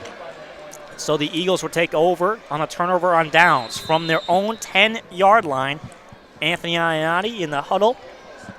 Same receivers with David Jennison, who had a touchdown reception. Stacey Howard as well as Jordan Boykin in the slot. Let's see if the Eagles can get a touchdown here, get a cushion. Ionati looking deep downfield to Stacey Howard. He has him, but overthrows it a little bit. There was 3 guys on Howard, but he beat them all, and Ionati put a little bit too much power on that throw. Yeah, he overthrew him. He put a little bit too much mustard on that. He had him. Yeah, he had him wide open down the center of the field. Good. And even a little pass interference at the end that the officials seem to let go. Look at the hand comes in. Look at the little hold right there at the end. I still think it was just a little bit too far for Howard, the outstretched arms, but you still got to call it. If it's, Still got you see it, yeah, you got to still call it. So 2nd down, but what that does, it keeps the defense honest that they are going to try these deep down throws. Now the handoff to Calvin Phillips, the star running back up the middle, breaks one tackle and pushes forward to about the 14-yard line. He is a force, and you cannot bring him down with one guy. Yeah, he's the one that initiates contact, and he loves the contact, and he loves running through the contact. He's the one that he's looking for contact, and I think that gets him going. because, you know, the more contact he has, the more, you know, the more of a powerful runner he becomes. Ionati breaks huddle. He's got 3 wide receivers to right. In the slot is Jordan Boykin. In the back, we get a running head start, as always, David Jenderson and Stacey Howard. Ionati out of the gun. Phillips on his left hip, fakes the handoff. Ionati going to run it himself now as he breaks out to the outside, and a little shoestring tackle, as Benjamin would say. Yeah, another shoestring tackle. Up to the 17-yard line. It's like the carpet's eating them up out here. So we have a 4th and short, and it looks like they will remain on the field. Remember, no punting here in the CIF. No one punts here. We're going to go for it, or we're going to kick a field goal. And the field goals, that's a long one here indoor with the ceiling. And it's basically playing Madden. No punting. If you play Madden that way, I'm never going to play with you. So Ionati breaks huddle. Go for it. Out of the gun. 2 wide receivers to right, 1 to the left. He's got Calvin Phillips in the backfield alongside him. 4th down, need a first down to keep this drive going. Takes a snap, pressure coming, scrambles outside, throws a pass, caught at about the 24-yard line is David Jennison, and that's going to be a first down Eagles. And Jennison has had 2 big catches today, and I think he had another big catch for a first down earlier in the third quarter, so make that 3 big catches. He has that one, the touchdown, and the one previous to that. And a good way to help out his quarterback because he comes to the ball just because Ionati's scrambling, he's running away from pressure. Tough throw to make coming off your back foot. It was not a perfect spiral. No, that's a tough catch to make when that's not a perfect spiral. Yes, so good play from Ionati, good catch from Jennison. 1st and 10. And here's the replay again. Ionati takes the snap, looks downfield. No one there. He's going to take it himself and gets wrapped up behind the line of scrimmage. Going to lose some yards on the play as they blow it dead. And that's something you kind of have to do. That's not a bad play, it's not a bad play. Take the sack, live to play another down. You got the second. You're on 2nd and 11, 2nd and 12. You know, just be smart. And it looks like they're going to mark him very close to the line of scrimmage, so lost maybe 1 yard. And that's the whole thing. Be smart about your decisions and make sure that you're not throwing the ball away. So the Eagles break huddle here on their home turf, UIC Pavilion in Chicago, Illinois, looking for their first win of the season. They come in 0-3 against the 1-1 Bloomington Edge. 2nd down and 11. Ionati takes a snap, hands off Stacey Howard. He comes off the receiver edge of the slot. He's breaking a few tackles, keeps his legs turning, and gets up inside the 20 to about the 18-yard line. It's going to be a 3rd and manageable for the Eagles. And you see right there, when you eat the ball, you get a chance to live another down and you pick up some positive yardage. And this is just a simple wide receiver handoff. And which is key here is that you get them sprinting. So he's already got the momentum, and all he has to do is look the ball into his stomach and continue to run and continue to move his legs. So 3rd down and about, you got to get to the 15-yard line, so about 3 yards. As Ionati comes out under center, Calvin Phillips, the lone back, 2 wide receivers to the right, 1 to the left. Ionati moves in motion as Stacey Howard goes to the left, fakes the handoff, almost fumbles it, picks it back up. Ionati scrambling to the right, throws one away, and caught at about the 17-yard line. A flag comes flying in from the back. The catch was made by David Jennerson, but we're going to see what the call is going to be. I think that was a broken play. It was definitely, you saw Ionati actually drop the ball. He picked it back up. It was a fake handoff, I believe, to Calvin Phillips, and Stacey Howard came through. And I don't know which one thought they were supposed to take the ball. That's the 2nd time we've seen that. Yeah, and it's understandable. You're a new team, new people on the field too as well. I mean, these guys probably have only been together for 2 weeks, so those kind of mistakes you're going to see. I'm looking forward to see what the call was. I didn't see anything that jumped out at me. But we'll get the call from the official. No foul. So they did agree with me. I didn't see anything. I was finally right about something, right? So 4th down. Yeah, it's hard to agree with those guys down there. Eagles will stay on the field. One more look at that broken play. Yeah. And that's what it was. It was a broken play, and luckily he got positive yardage out of it. Made something out of nothing. Yeah, and that's to the point of Ionati. He's a great athlete, so he can do things like that. So 4th down, big play here for the Eagles. Moving in motion on the left. There's 2 receivers. Hands it off to Phillips right at the middle. He's stuffed at the line of scrimmage and pushed back. Great play by the edge linebacker, number 5, Dante McCoy, who got right in there and met Calvin Phillips at the line of scrimmage. Met him at the point of attack. And the replay will show where they met at. It's like a collision. Section 113 with some Hoffman Estates Red Hawks crowd members of Hoffman. And so that'd be a turnover on downs for the Eagles. The Edge had their turnover and downs previously on their drive. They trail by 3, 27-24 lead for the Chicago Eagles. And here we go. Here's the replay. And it's just a simple handoff, and no one blocked him. So he had a free hit at Calvin, and that's what happens when you don't block. Get a free hit. Now, the second question: what season did Walter and the Bears win? So the Edge, I know that question. I know that one too. Yeah. Woo. Well, technically 85-86. 85-86. Because when I was a kid, I used to be confused too. But well, it was the 85 Bears, but we won in '86. You know. Well, the Super Bowl was played in 1986. Yeah. So as a kid, you're confused. Yeah, but everybody knows them as the '85 Bears. Yeah. Super Bowl shuffle days. That was fun. Every kid that was a kid back then memorized those lyrics. Yeah, I did. I think I could sing some of the verses now. So the Edge come out offensively out of the gun, fakes the handoff, throwing out to the right on the far sideline, brought down immediately and almost picked up Chris Muhammad, and he does put him down gently, and making the catch was Darren Clark Jr. He didn't want to do that extracurricular. He looked like he was gonna slam, do a takedown. I thought he might up, and that would not have been a smart decision, but he does pull up.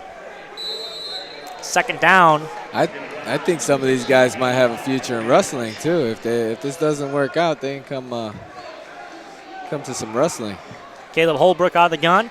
3 wide receiver set. Hands it off to Andre Raymond as he tries to cut back to the inside and nowhere really to go. There was no room. He was held up pretty quickly. Kevin Morris Sr. in there along with the defensive lineman of Brian Glenn. And they've been doing a great job in stopping the run. And the replay will show that it's a handoff, but the initial contact, you get a hit, then you get your buddies to join you in the tackling. That was one of Tim Marvinitis' keys, and I thought they got to a slow start stopping the run, but lately they've been very good. Throws it out to the left on the near sideline, caught near the 20-yard line. That should be a first down. And the Edge waiting the signal. It will be first down Edge. Making the catch on the play. It was number 14, Orlando Harris, a little button hook. Yeah, get out of bounds, get some positive yardage. Just about 3 minutes to go here in the third quarter. Eagles lead 27-24 out of the gun. Fakes the pass, now throws it deep to the near corner. There's a flag down. That ball hung in the air. Making the defensive play was Cornell Johnson, but the flag came down before the play, and Anthony Hughes looks like, what did I do? And they might get him for holding as Orlando Harris was going for that pass. Yeah, a little bit too much contact down there. And an automatic first down. So that was not defensive holding, that was pass interference. And let's look at the replay and see where we can see this pass interference. Well, the flag was already out, so it was on the initial break. So it must have been when he was holding him and when he was trying to go around him. He held them up. Because I didn't see much contact that'll grant a penalty flag.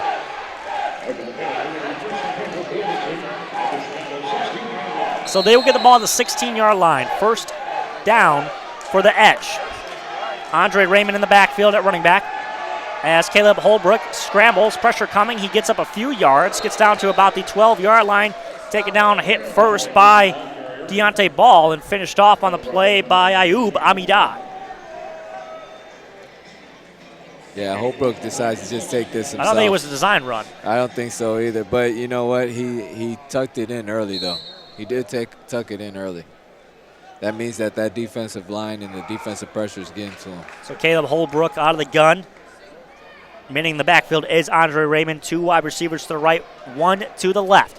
Takes a snap, and this is a design run up the middle. Gets a block from his running back, Andre Raymond. Picks up positive yardage near a first down, maybe about a yard short. Yeah, he's a couple yards short. And good defense right there. Good way to bring him down, make the tackle at the end of it so he doesn't pick any more yards up.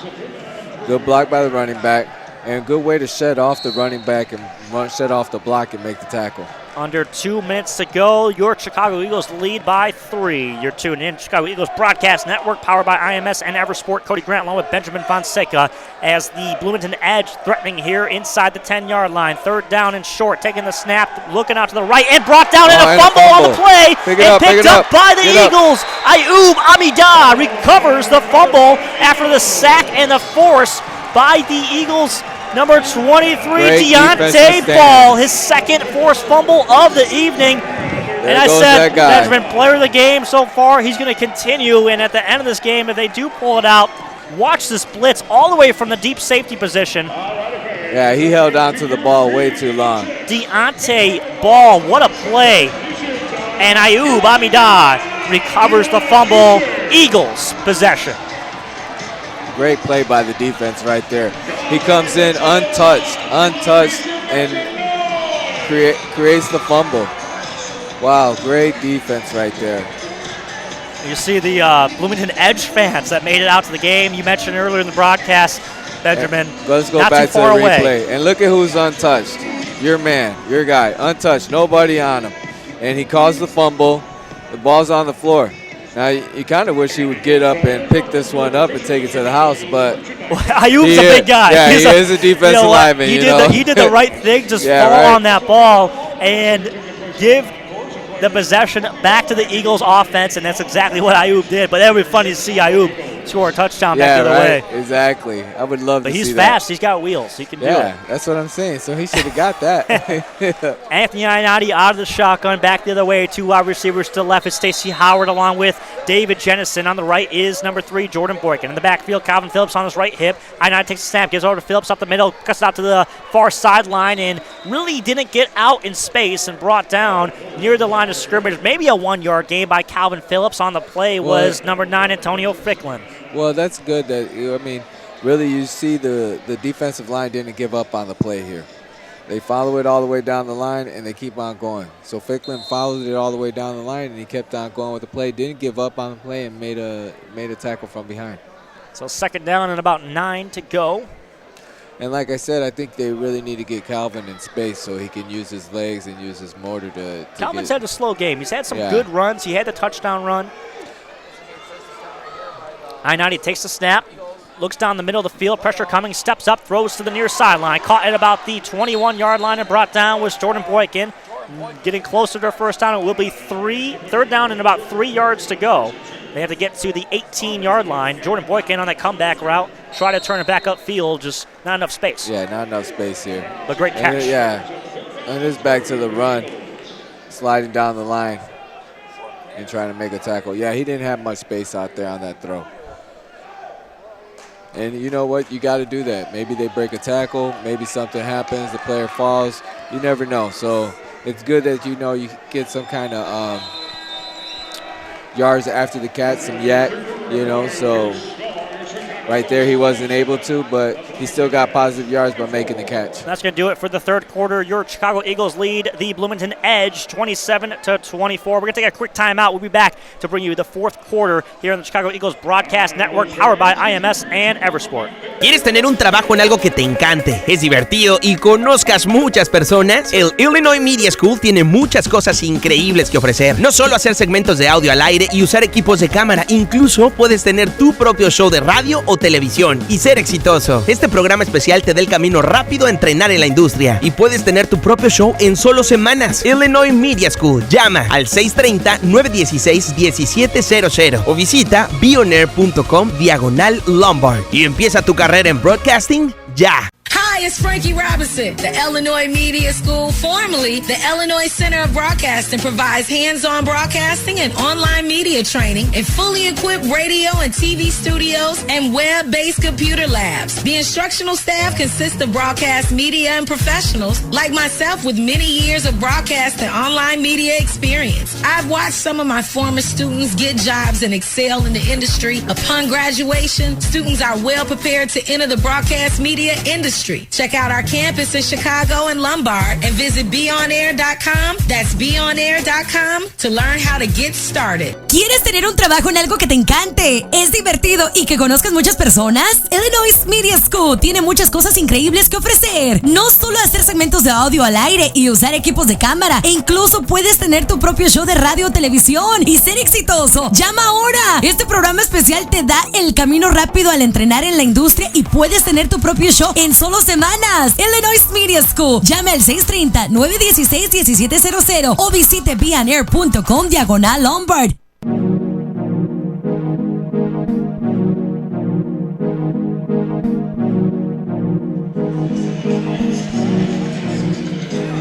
Welcome back, Chicago Eagles Broadcast Network, powered by IMS and Eversport. Cody Grant along with Benjamin Fonseca. Chicago Eagles lead the Bloomington Edge by 3, 27-24. Eagles looking for their first win. We're live at the USC Pavilion in Chicago, Illinois. And the Eagles played some good football. They have an offensive possession, looking to extend their lead, moving the ball downfield very well. Yeah, they're looking pretty good right now, and hopefully they can score and capitalize and get some breathing room here. This would be huge if they score a touchdown here to at least go up by, 9? And if they kick the extra point, 10? I-90 takes the snap, hands it off to Calvin Phillips, fakes the handoff. It's an option run. And again, I talked to Tim Arvidas before the game. It's going to fool both of us up here because that's a quick movement. But I-90, they're going to use that moving forward, and he picks up a few yards and a first down to move the chains. Well, Ayanadi, like I've been saying, he's an athlete, and he can do all these things. He can run, he can throw. I mean, if you want to put him out there on a trick play to catch the football, he can do that as well. So, I mean, he's a football player. He can do anything. Ayanadi out of the gun. Calvin Phillips on his left hip, moving to Howard in motion along with Boykin. He gives the handoff to Boykin coming through, and he's going to get wrestled down in the backfield by Antonio Ficklin. That play they've tried by moving that slot receiver over to the other side and trying the handoff in the backfield hasn't worked that well. The only positive yards they had was on the Stacey Howard run earlier in the game. And it's because you're not getting the chemistry. You're not getting the blocking up front. As we look at the replay, you're not getting blocking up front, and that's what's happening. So as you see this guy come down, he's going to get the handoff, but there's no blocking because all the linemen have already moved upfield because that play takes a little bit longer to develop than the actual regular handoff. Ayanadi out of the gun. It's going to be second and long as he moves Howard and Jennison in motion. Takes the snap, steps up, gets hit, but breaks the tackle, and then a shoestring brought down. He tries to flip it like a Brett Favre play to the intended receiver, Jordan Boykin. It was batted down. Fortunate there was no turnover. That's a dangerous pass that Ayanadi tried to throw. Pass. And he's trying to scramble here, and he's trying to make something happen. And this is what I mean by doing too much. Luckily for him, there was no interception, but don't try to do too much there. Just go ahead, take the sack or throw it away, and, live to play another down. Third down and long. About 17 yards to get that first down. But, of course, it's pretty much fourth down territory here in the CIF. You can kick field goals, but no punting. Yeah, I would be the one. That would be tough to punt. Yeah, I'd be the one coach that they would not like because I would be going for it every fourth down. I don't care if I was 4th and 15.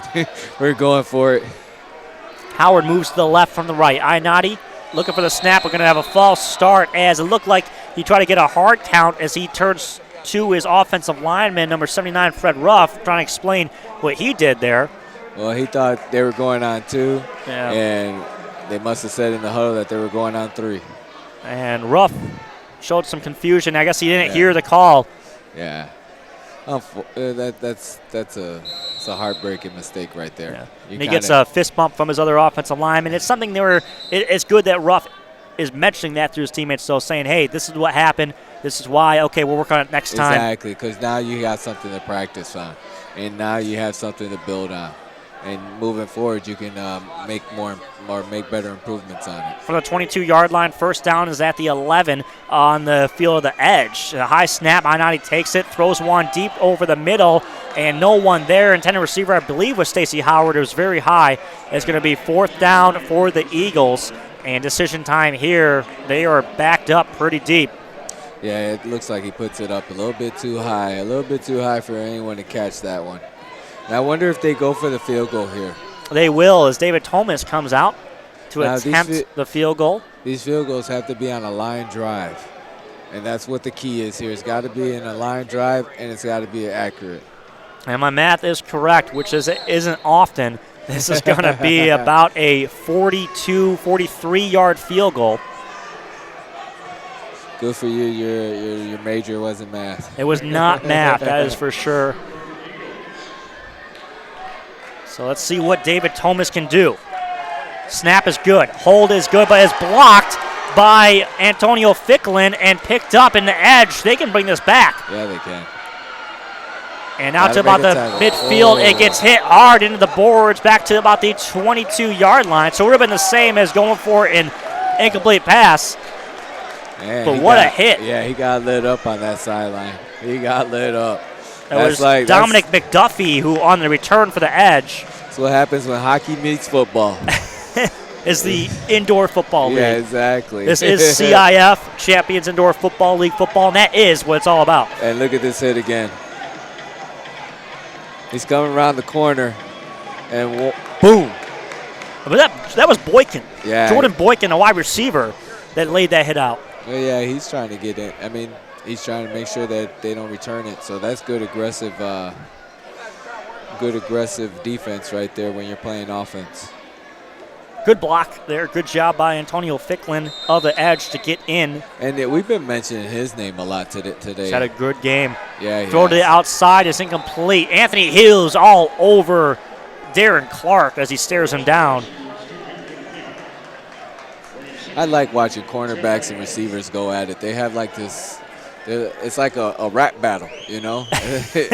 Like, you know, Drake versus Meek Mill, you know? It's something like that. When receivers and corners get together, it's just There's not a whole lot of one-on-one in football, but that is the main one-on-one exactly. matchup. On the gun is Caleb Holbrook, 4 wide receiver spread.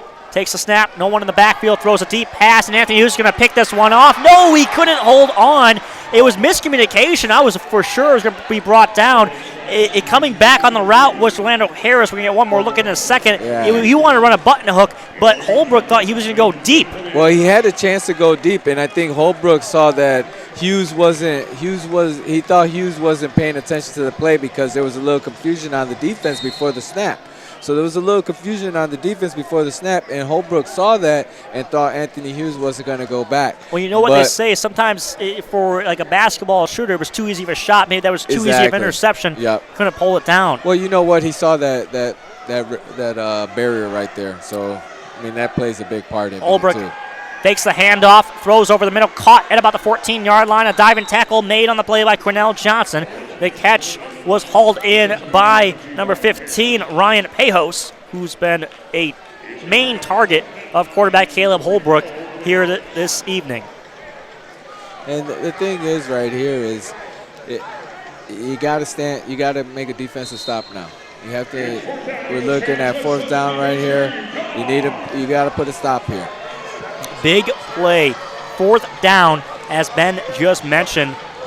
Ayub Amidah on the outside, defensive line. In the middle, they have Glenn.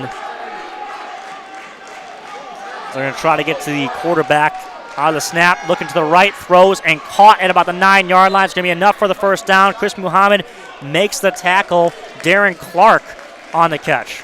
And that's just a simple comeback route. Get you a first down so you can, have a fresh set of downs. Now you're looking at 1st and goal compared to looking at 4th down. It's a good play right there. Good play design. A lot of time left here in the 4th quarter. Eagles with a 3-point lead. Out of the gun is Holbrook. 2 wide receivers to the right, 1 to his left. Together in the backfield, Darylin Dunn. As the pitch is out to Dunn. At the 10, there's a flag in the backfield thrown immediately almost. That's usually holding. He's brought down by a gang of Eagles defenders. Making the first hit was Kevin Morris Sr., also Chris Muhammad in on there, and Ayub Amidah. Wow.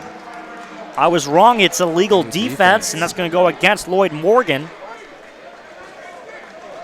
And I'm a little confused on the illegal defensive part. I don't see it. It was called almost immediately right after the snap. He threw that flag out like, he knew exactly what was going on. And again, too, Benjamin, we talked about it all game long. The penalties have been troublesome for the Eagles, and this may look to hurt them again. It's at about inside the 5-yard line near the 4 as we resume play. The edge knocking on the door of the Eagles. Holbrook get a first down, too. Out of the gun, fakes the handoff, throws a slant over the middle, and can't make the grab. The intended receiver on the play was Orlandis Harris. A lot of contact there. He got hit hard. Yeah, he did. He got sandwiched there. And this is something just to thread the needle. And he tried to thread the needle, and he got sandwiched there. Good defense by the Eagles. So 2nd down and goal. We'll see if the Eagles can make a goal line stand here. Ayub Amidad, Jordan Miller, and also Leon Mackey playing on the line. Under center in the I form. Taking the snap with Holbrook, a little hitch to the left. Flag is down immediately on the near sideline and brought down in the backfield by Ayub Amida. On the run to the outside was Andre Raymond. Offsides. And we're waiting for the signal. Illegal defense on Quinnell Johnson.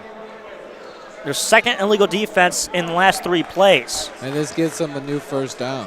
And illegal defense is one of those plays where it's just an unforced penalty. I know most penalties are unforced when you talk about it, but it's really something that is easy to sure up. You can prevent that on every play. Exactly. And that's called discipline. Being disciplined, knowing where you need to be at, where you're not supposed to be at. So from the 3-yard line in the I form, in at fullback is Antonio Ficklin. In the backfield is Andre Raymond. As they get off to Ficklin, he powers through the middle and takes the first hit, takes a second hit into the end zone as he does the worm. Yeah. And Antonio Ficklin will give the Bloomington Edge the lead back. This is just straight power. Right up the middle, straight power. My power versus your power. Do something about it. Those big guys, they're not going to go for a long time, but in those short bursts, they're tough to stop. Well, yeah, they like to, flaunt their muscle around, push people around, and that's how bigger guys do it. They push people around and try to get, try and use that muscle as a force. So the extra point attempt, I should say, by Andrew Larson to put the Edge up by 4 is up, and it is no good. It was to the left. So missing the point after attempt. That's going to put the Edge up by just 3, which is crucial because it's only a 1 field goal game now, as Edge will lead 30-27. And once again, the penalties are the backbreaker here. I mean, you have them stopped at 4th down, and you just can't get off the field. And that's the key. You got to get off the field. Not only do you get off the field because you need to get some rest, but you get off the field so your offense can play some more together, so they can build up more chemistry on the field. See on your screen the special teams unit of the Eagles with guys like Stacey Howard, Jordan Boykin, and Quinnell Johnson talking things over. We've seen some highlight plays from this team. They have so much athleticism. Yeah, they have talent. It's not like they don't have talent, but once again, like I said, they're a new team, and I think that's what's kind of shooting them in the foot is that they're new and they haven't been playing together for that long. It's not like they've been playing together for like a year or 2 years. I mean, this team probably came together maybe 6 months ago, and they started practicing 6 months ago. So, I mean, it's a little different. And you got guys coming in and coming out. You're still trying to figure out. I mean, they have their roster, but they have new guys they're bringing in. New receiver David Jennison just came in not too long ago. Exactly. The new kicker just came in, and David Thomas. It takes time to find the right mixture of talent and the right mixture of players and the right mixture of character to put together a winning football team. And it's like they don't have their identity yet. Like they don't have an identity, and they're still looking for it. And it's going to take time, but they can't have – and the penalties that they have right here, those are the kind of penalties that you can't have because those are preventable penalties. And the kickoff bounces the 21 to the 10, picked up by number 5, Chris Perry, as he runs the 15 to the 20, go over to the middle to the logo to about the 21-yard line of the Edge. Good return by Chris Perry. He had that touchdown run a little bit earlier on a 5-yarder, which was set up by Calvin Phillips. Great return. And this is what you call just putting your head down and just go. Just run straight. Just run straight. Get as much yards as you can. And I guess the pep talk at the middle of the field helped the special teams out right there. So the Eagles come back out. They trail by 3. Just over 6 minutes left in the fourth quarter. You might want to see him, as I look at the replay, you might want to see him slow down a little bit so he can wait for his blockers and set them up correctly. But other than that, great run right there. It's one thing Devin Hester did so well. He waited a little bit and then he went. Yep, exactly. Ionati under center. Calvin Phillips in the backfield. He tosses to Phillips to the left as he tries to cut back inside. Now to the outside. He breaks the tackle to the 15, to the 10. He keeps on his feet to the 5. Drumbles into the end zone. Touchdown, Calvin Phillips. What a run by Calvin. 21-yard touchdown. He's been held to almost nothing all game. It's the second touchdown of the game. He's had no big runs. That time, no. He said, I'm getting in, boys. Yeah, and if you see right here how many tackles he breaks. Here we go. Looks like 1, 2, 3. Just count 4, 5, 6. Yeah, I mean, he broke quite a few tackles there, and that just shows how much power he has and how well he keeps his legs moving. Even with contact, he keeps his legs moving. 2, 3, 4, and this guy he takes with him. And he's Calvin like, I'll take Phillips. you with me. I always say not one guy can bring him down, and that is true as he shows it week in and week out. And it's strange that the Edge keep on trying to go for his body. When you see how powerful of a runner he is, you know his legs are what are keeping him going. Extra point is good. It puts the Eagles up by 4, 34-30.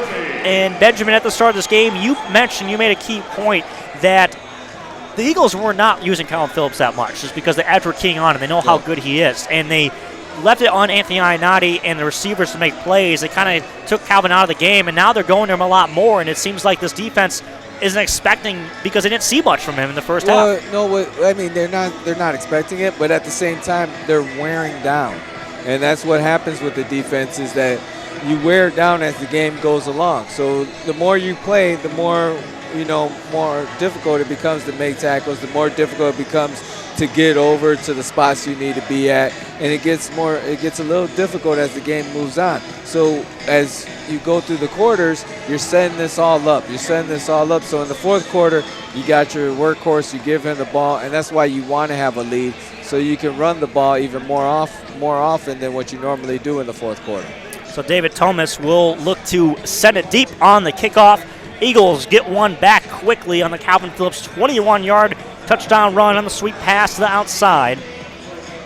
The Eagles look to get their first win of the year. They come in 0-3 here to this game. The Bloomington Edge are 1-1.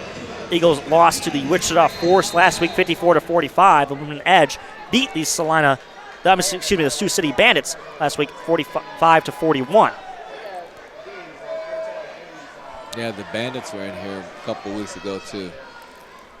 They actually look pretty good. Low kick to the 5, inside the 5, picked up by Darren Clark as he runs up the middle to the 20, to the 25, inside the 25 to about the 23-yard line. Finally brought down on the play by Calvin Gant. He's had a good game. He's had a touchdown. And he's back in. I did get the update too. He had cramps. That's all it was. Oh, okay. So he is okay. That's the first time I've seen him back out in the field, so he's ready to go.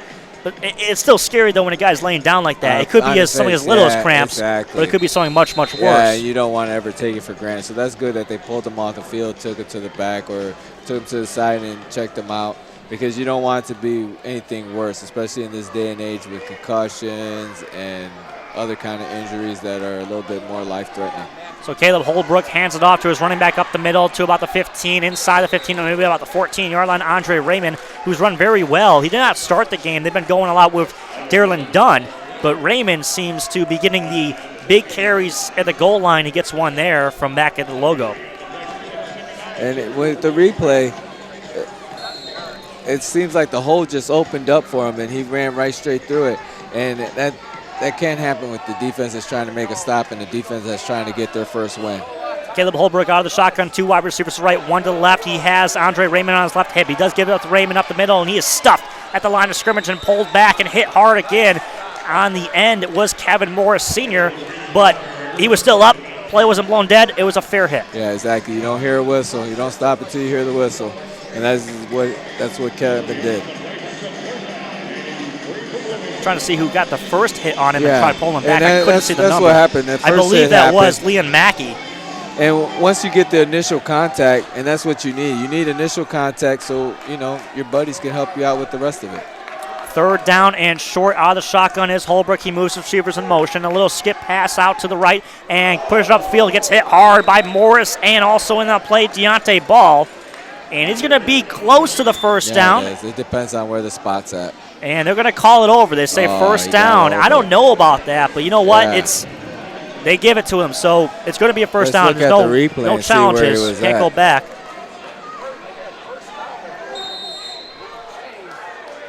So first down and 10 at about the 12, 13-yard line. Out of the shotgun is Caleb Holbrook as he takes the snap, looks to the right, and throws to the near corner of the end zone.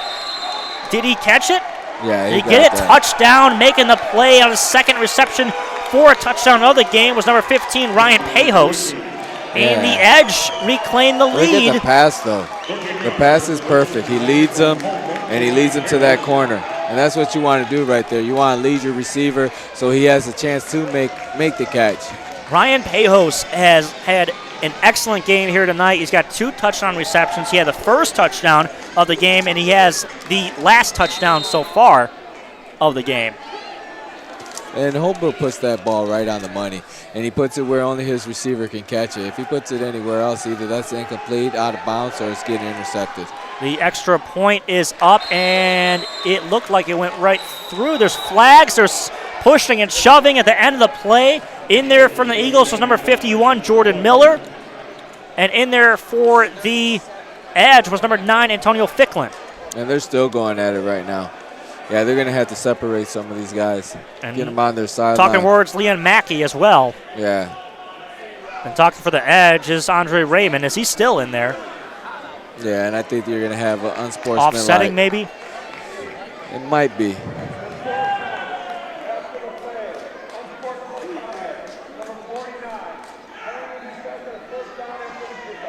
So they're going to get Leon Mackey on the unsportsmanlike conduct. He's going to be the only one that gets called for the penalty. The extra point was good. Edge lead by 3, 37-34. So we're going back and forth here in the fourth quarter. It was a slow-moving game throughout, but now it's really getting hot. It's starting to pick up. And if you look at this pass right here from Holbrook, it's right on the money. And look at the route that Pejos runs. He fakes like he's going inside and like he's going to go across the middle, and then he comes back to the out route. Well, it was a tough defense for, I'm trying to see, I believe that was, I don't want to say the name before I see the number on the defense for the Eagles. 21, Cornell Johnson. He was in a tough situation because he was by himself. You see Chris Muhammad was up, and he has to pick a side to go to. Exactly. If he goes to the other side, he's going to get the catch in the middle. Yeah, exactly. And right there he had one-on-one coverage, so he was by himself. And he kind of got lost because he bit on the middle route, and he couldn't get back in time for the out route. So kickoff is caught at the 2-yard line. Taken up is number 5, Chris Perry, as he runs to the right to the far sideline, gets hit hard at about the 22-yard line, finally brought down. Eagles will set up from there. I think right there that's when you want to hesitate and wait for your sideline blocker to come up the field and make a block. Now, Chris Perry's some guy, he just goes. Yeah, he just goes. And the thing is, you got to have a little patience because if he waits for the block, he can spring that to the outside and take it to the house on the outside, running down the sideline. And the reason why you see the ball being moved back, remember that unsportsmanlike contact penalty on Leon Mackey, it's assessed to the end of the kickoff return. So it's going to be 15 yards back, so they're actually going to start from the 11-yard line. And this you kind of got to use as a blessing in disguise and put a good drive here. You got the length of the field to go ahead and put a good drive, build your chemistry, and build and improve on what you already have and all the positive stuff that you have going on out here. Just over 3 minutes and 40 seconds left in the fourth quarter. Ionati under center. He's got Jennison to his left, and now he moves trips left as he picks to Calvin Phillips up to the left side to the 15 to the 20. He gets brought down at about the 23, 22-yard line. So he gets back to the original where they're going to start it without that penalty. It will be a first down. Calvin Phillips has his last 2 runs have been spectacular. He's waking up, and right now the defense is tired. The edge defense is tired. They've been on the field a lot. So now you open him up with the run game. I'll tell you what, too, if it wasn't for the blown dead because his helmet came off, Yeah, he would have been in 3 times. Exactly. So Ionati out of the gun, 1st down and 10 from the 22-yard line. He's got Calvin Phillips on his left hip, waiting for the snap. He takes it, gives off to Calvin Phillips. He runs right up the middle and gets stuffed at the line of scrimmage. But again, Antonio Ficklin, we've called his name a plethora amount of times here tonight. Awesome He's been game. a beast up front. Yeah, he's for the edge, he's their player of the game. He's also played some offense, too, at fullback. Yeah, he has. And then what a big stop right there. Met him at the point of attack, sheds off the block, and makes the tackle. Yeah, he's playing a huge game. 2nd down in about 11 to go. As Ionati comes out of the shotgun set. Stacey Howard in the slot behind him on the left, along with Jennison you have on the right, Jordan Boykin. Taking the snap, it's a high snap, it's fumbled by Ionati. He picks it back up, throws one deep to the end zone to Stacey Howard, and it's intercepted in the back of the end zone by number 22. That's Dominic McDuffie. In a just not a smart decision by Ionati to send that in the. Sure looked for something much shorter. He still had a little bit of time. I don't know what you saw down there, Benjamin, with Stacey Howard. What you think? I think you dump it off to Calvin Phillips on the end. You know, you don't have anything open downfield, and once again, the snap is what really messes it all up. You know, because you have a bad snap, and so that disrupts the initial play that you had drawn up, and then you're scrambling. You're trying to make something happen, and you try too hard to make something happen. Try to do too much. Instead of just saying, you know what, either A, I'm going to run and pick up positive yardage, or B, I see Calvin Phillips open in the flat, let me dump it off to him so he can run positive yardage. But you need some positivity out of that play instead of throwing an interception. Holbrook hands it off to his running back up the middle, out to the far sideline, hit by Anthony Hughes first, and skipping over to the 1st down marker is number 2, Darylyn Dunn. As he picks up the 1st down and moves chains for the edge. Difficult situation now for the Eagles, under 2 minutes and counting, down by 3. They need to get the ball back. They need to get a score on the board, but it's going to be tough here. They need a turnover. They need a stop right now. Yeah, they do. They need some kind of something to happen here where their defense makes a stand here. Caleb Holbrook looks over the sideline. He has his helmet off. Because time becomes a factor now. Time does become a factor.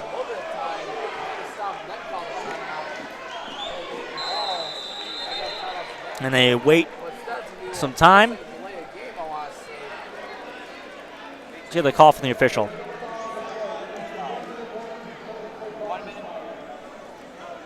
So they threw a flag. I didn't see the flag come down. I didn't see the flag. But there was no foul on the play.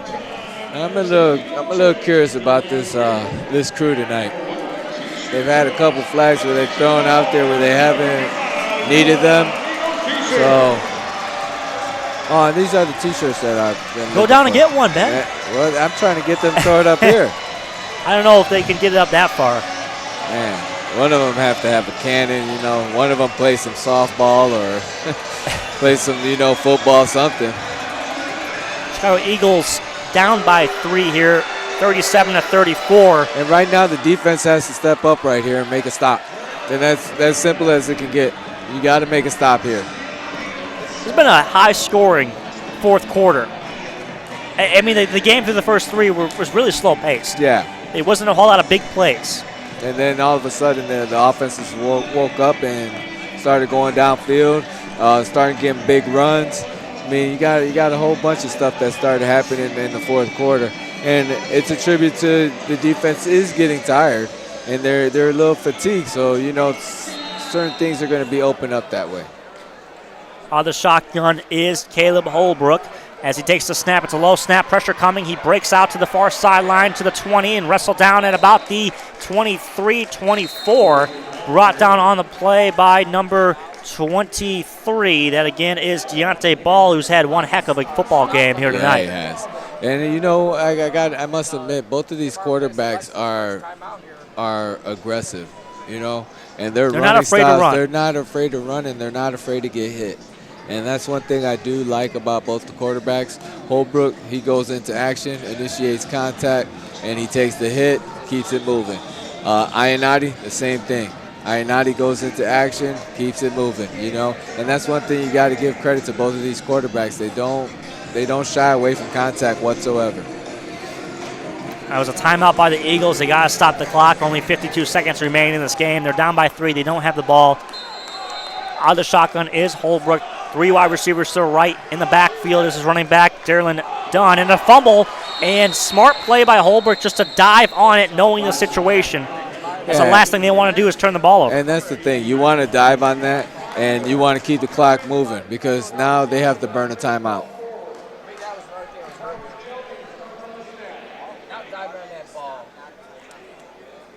Also, the ball stops when it's like that. Okay. If they don't advance the ball, it's going to stop the clock. It's only a running clock if they advance the ball. So there was no. So it actually works really well for the Eagles. Yeah, it does because they get to keep 2 of their timeouts. So they will, but it will start off again on the snap. Learn something new about this game every day. Rules are different than the pro game. Right. Taking the snap is Holbrook looking deep downfield, pressure coming, and he just throws it out of bounds. And as he was getting wrestled down, bails himself out. As in on the play for the Eagles, Jordan Miller, as well as Ayub Amidah. 4th down. Now let's see what they're going to do here. And you got to think this is a very, very crucial moment in this game, Ben. 44 seconds left. It's 4th down. If the Eagles stop them here, they get the ball back and a chance to score. And this, yeah, like you're saying, Cody, this is a huge. Now they're going to kick a field goal. Now, even if they do make the field goal, there's still enough time to, march down the field and have a touchdown. You got Calvin Gant back deep to return in case he shorts it. Big play, Andrew Larson. Snap, the hold, the kick is up. It's a line drive. It's going to bounce into the end zone and over, and it'll be blown dead. So the Eagles will take over with 37 seconds left. And a chance to win the game. And this is you can't ask for anything better. You have the ball. You're the last team with the ball, so it's all on you. Either you score here or you walk away with the loss. Look at the game reset for the Chicago Eagles. They have to go 45 yards. They only have less than 40 seconds to do it. They have 2 timeouts. They're down by 3. A field goal will tie it. Touchdown obviously puts them over. So they have a lot of different options they can do. You see Anthony Ionati talking with his offensive coordinator on the play. Offensive coordinator is Jeff Harris, of course. Ionati in the huddle with his team. They break huddle. Calvin Phillips in the backfield. On the left, you have David Jennison and Stacey Howard, along with Boykin. The snap from Ionati. Takes it.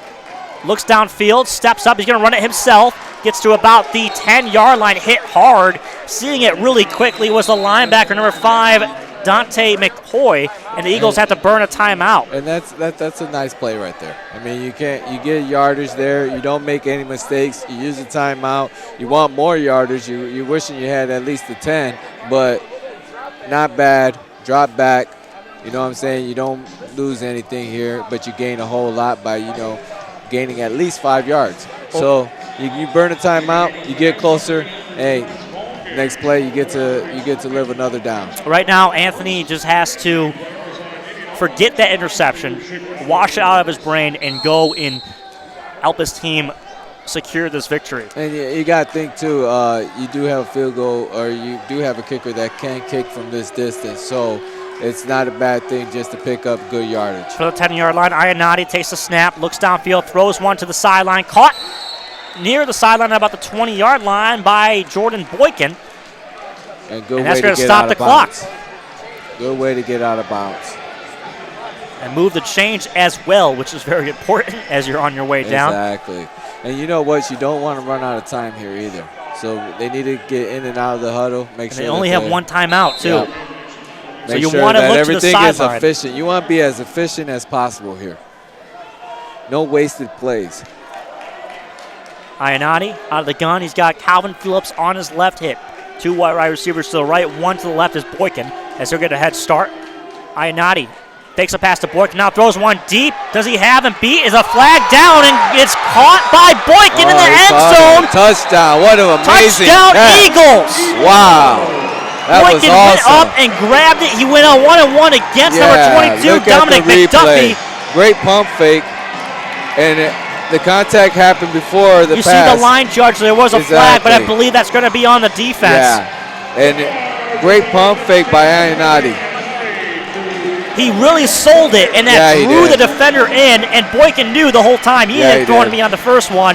I'm going to keep going, and he hits him on the second one. What an athletic play by Boykin. Another thing, going back to what happened in the end zone, Ayanati has confidence to throw to Boykin because he can make catches like this, because he can go up and make catches. Look at that catch. Oh, my goodness, that is amazing. Well, he goes up and he cuts the defender off, He didn't get the first one with his teammate David Jennison. Yeah, There's no way he's going to give one. away this second one. No. As Boykin pulls one in.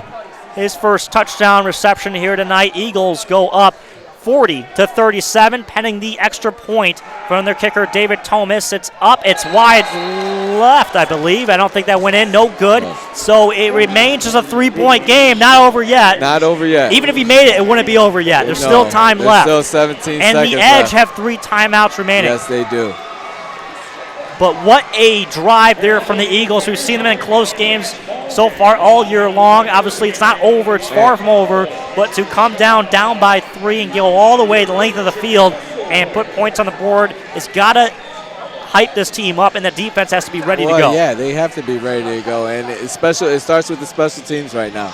Special teams got to get down there. They got to cover this kick and make sure that you don't give up any cheap yardage. And what I mean by cheap yardage, if you got a tackle and you got a tackle that you need to make that tackle and not give up any extra yardage after that. And we just had overtime here a few weeks ago. Yeah. We love the extra time. It's not far-fetched. We may see another one, but hopefully we don't. We want to see the Eagles close it out. Yeah, we want to see the Eagles close it out. Hopefully, maybe I would like a fumble here on this kickoff, you know? Wishful thinking. Chicago Eagles looking for their first win here at home. UIC Pavilion in Chicago, Illinois. You're in the Chicago Eagles Broadcast Network powered by IMS and Eversport. Here comes the kickoff from David Thomas, as it's a good one-line drive to be taken by Darren Clark outside the end zone, up to the 10, to the 15 on the near sideline, to the 20, and he's pushed out of bounds by Cornell Johnson. I should say pushed to the boards. Yeah. They do count out of bounds when you put it over. Yeah, right.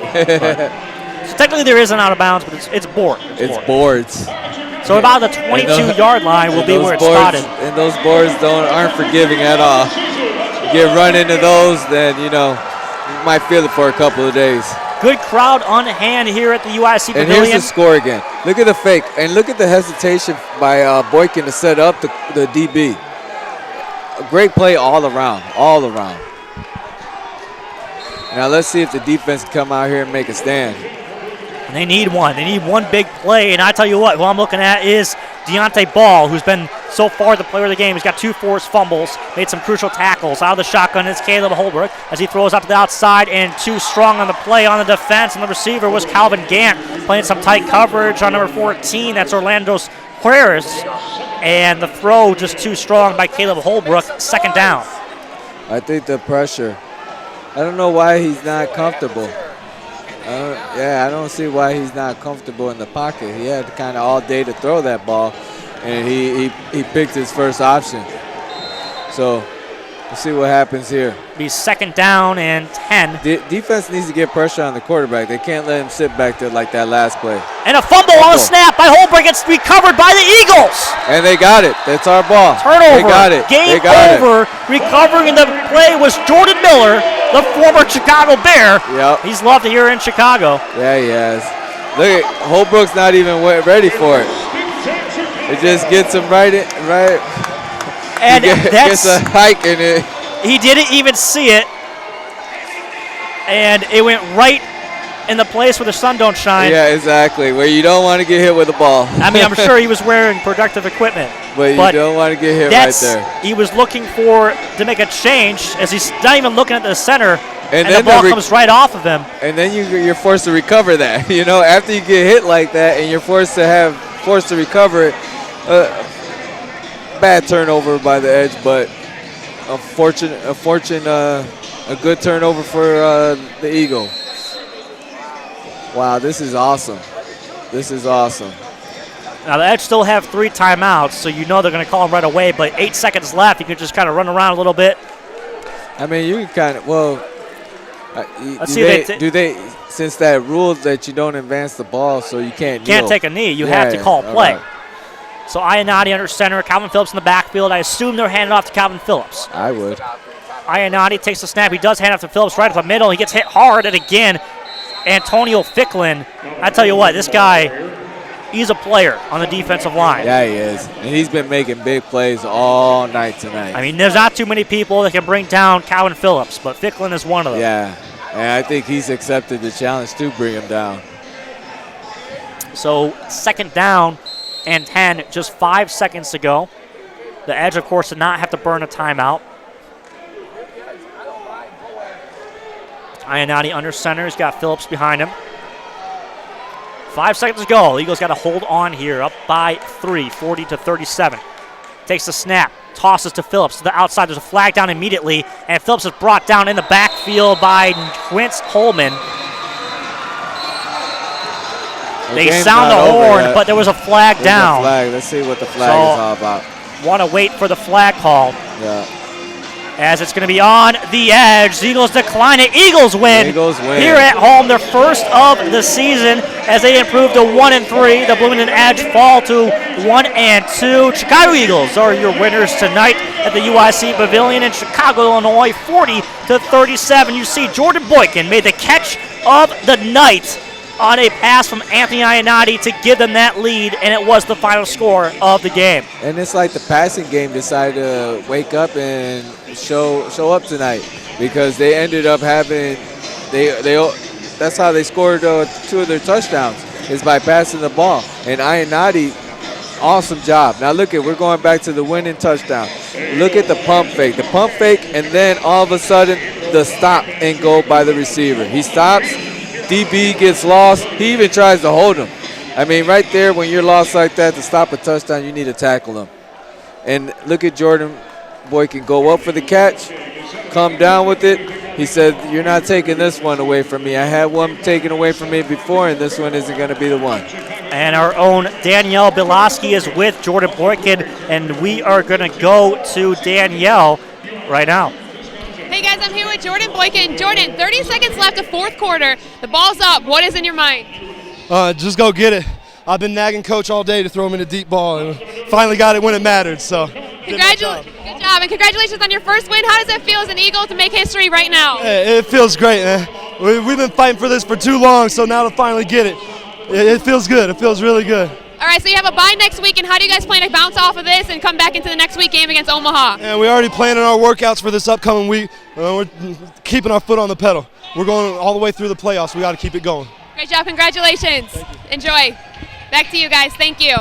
Thanks a lot, Danielle. Again, that was Jordan Boykin, star receiver for the game, made that excellent grab on the pump fake from Anthony Ionati, and Boykin pulls it in on the single coverage going up against Dominic McDuffie. Eagles win their first game here at the UIC Pavilion, 40-37. Awesome job all across the board. Defense stood their ground and made stands and stops when they were supposed to. We did have a couple bumps in the road with the penalties, but they're going to have to shore that up in the next couple of weeks. And as we go back to the replays, here's the pump fake. Now look at how he sells the pump fake. That's an awesome sell on it. And you know what? We forgot to mention that the offensive line does an amazing job to give him time to do that, because you can't do that if you don't have time. So right here, he pump fakes it, and then all of a sudden, he's going deep. And great way to go up for the ball as well. What a catch. Go up at his highest point, go get the ball, go act like you want the ball, and be aggressive about it. What a play by Jordan Boykin. And we're going to take another look again. And like I said, it's all across the board. Great play design, great by the offensive line, great by the quarterback, and great by the receiver to make the catch. We're going to step away for just a moment. Stay tuned here. We're going to have your post game in just a few minutes. The Illinois Center for Broadcasting is now the Illinois Media School. We've been an institution in the Chicagoland area now for 30 years. Because the broadcasting world is always changing, so are we. Not only are we teaching radio and television production, but now you can learn all aspects of the media industry, like web design. You can also specialize in TV or film, sports broadcasting, and even sales. No matter where you are in the Chicagoland area, we have a campus near you. So come check us out. The Illinois Media School. Be on TV, be on radio, beonair.com.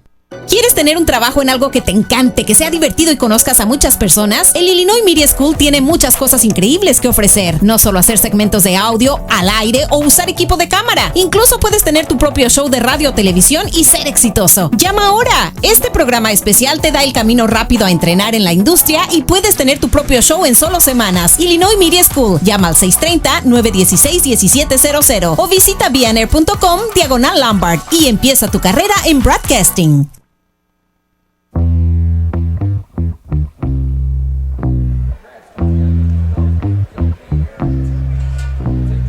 Welcome in to the Chicago Eagles post-game show here on the Chicago Eagles Broadcast Network, powered by IMS and Eversport. I'm Cody Grant, along with Benjamin Fonseca. Chicago Eagles get their first win of the season, improved to 1-3 in dramatic fashion. You know, Anthony Ionati threw that interception in the far end zone, and they came back. You thought maybe they're going to fall short, but they don't. Ionati comes back, a huge pump fake that was sold better than anything, and he finds Jordan Boykin in the near corner as he goes up and comes down with it, climbing the ladder. What a finish. One more look at Ionati's throw, Benjamin. Look at this, the stop and go. What a beautiful stop and go. One of the best ones I've seen, and I mean, I've seen quite a few, and that one was a good one. And he goes up and he makes the catch at the highest point, which is, man, this is amazing. Amazing game. Congratulations to the Eagles that they actually won. You know, they got their first win, and awesome job by them. And here's the turnover at the end. I mean, what could you say about that? It was just not the Edge's night. But you know, those are the kind of bad breaks that the Eagles were getting, and now the Edge were getting them. And that what a turn of events that all of a sudden the Edge were the ones that were on the downside, and they were the ones that were making the mistakes towards the end of the game, and the Eagles were the ones that were playing a pretty good, perfect game. We're going to get a highlight of all the scoring plays. Here's the first one on the pass to Ryan Pejos, who had just an absolute stud of a game. 2 touchdowns for the Edge. He's definitely a player. And they kind of ran the same play that they ran at the end of the game. It's kind of the same play, just an out route. And here's the run by quarterback Caleb Holbrook, who was hit hard by Deontay Ball and took back to the house by Gant. Yeah, and this is what gets the scoring started. And right here, like I said, good hit, good tackle. Good hit right there. Right on the ball, right on the arms. Knock it out and take it to the house. And he's waving goodbye on that one. He's showboating a little bit there. Here's a run by Holbrook showing what he can do offensively as a quarterback, too. You mentioned both these quarterbacks very similar, Ionati and Holbrook. Yeah, and this is a good fake right here. Had the defense fooled completely because they all went with the running back, and they forgot about the quarterback and where the ball was at. And how about this run by Calvin Phillips right up the middle off the shotgun set? Yeah, and he finally gets to the house here. He was getting a little frustrated during the game, but, you know, he finally gets to the house and he finally scores a touchdown. And it's glad to see Calvin, you know, getting in there. He's been doing pretty good lately, and, you know, he's one of the positive pieces of the team. So this was the toss to the outside to Andre Raymond as he gets a couple blocks from his fullback and receivers. Yeah, this looked like a receiving tandem right there. This was a receiving touchdown just because of the blocks they picked up on the end. And right here, just blocks. And that's what you need to have a productive running game. You need blocks all over the field. Well, Antonio Ficklin really did it all. You see him at fullback number 9. He's a defensive tackle. He was in on almost every defensive play, and he played some offense for them as well. Yeah, he had a big game tonight. He had an awesome game, and it's one of the good things out of the Edge. Here's the prayer thrown up right to the middle and finally brought down by David Jennison. And I want to say that kind of got their passing game ignited because they've been struggling in the passing game for the past couple of weeks, and they come down with this touchdown, and all of a sudden they start having more passing touchdowns. And just the trust in receivers, too, for Anthony to throw that one up. And you know what? And the thing is with Ionati, and just like you said, the trust. And I think that's going to come along with as much as you play and you continue to play with those same guys, you start trusting them more. And Chris Perry's run after it was a long run by Calvin Phillips. He came off, Chris Perry got in, and he scored his first touchdown of the night. That was the one, the play before that. I guess he lost his helmet, right? Yeah, he had that long run on that, and he came off the field. Yeah, so that's something that he was kind of upset, but he congratulated his teammate once he came off the field.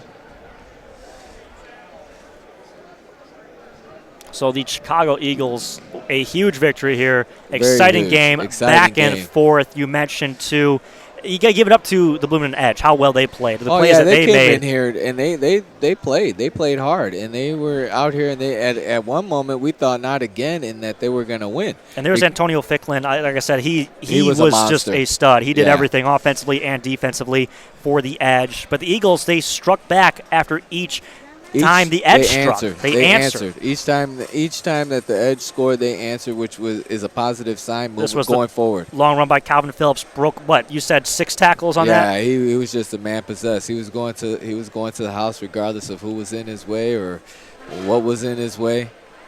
I don't really think anyone could have brought him down right there.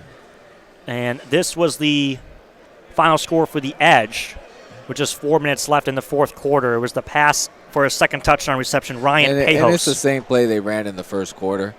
Just the same play, just a harder fake to the inside than what they had in the first quarter. And that's the thing with these guys. And here's the pump fake. Play of the game. Here's the pump fake. Awesome pump fake. Good job by the line. And there you go. Go get the ball at the top. And like I said, it's all together. All together. And this is a great pump fake. And look at Jordan Boykin go up for the ball. Play of the game by far. He went up for the ball in the back of the end zone. I think our director, Peter Ferrari's favorite play of the game. Yeah, at the end. And this one is heartbreaking because you know what? This normally is on our side, and tonight it happened on the other side, which is great. Just a miscommunication between, I mean. He wasn't ready for it. It was just all out a great game. Both teams played well all the way up to the end, but coming out with the victory, and the Chicago Eagles. And I don't know about you, but if I get hit like that, I'm not expecting to recover a ball. I don't think you are. I'm not going to go recover a ball or anything like that. I've got other things on my mind. Well, it's been, yeah, you do, don't you? It's been Chicago Eagles Broadcast Network, powered by IMS and Eversport. A great game. Chicago Eagles, of course, get the victory on their home field in front of their home fans. A few of the fans from the Bloomington Edge came out, and so thank you for coming out. Yeah, Bloomington too, supporting their team. They came out hard too. There's a lot there was a lot of fans. I seen them outside tailgating actually, and it was pretty nice to see that turnout. And hopefully we can continue to get those kind of turnouts because you know what, arena football and indoor football is here now. So come out. What do you got? Your player of the game, Benjamin?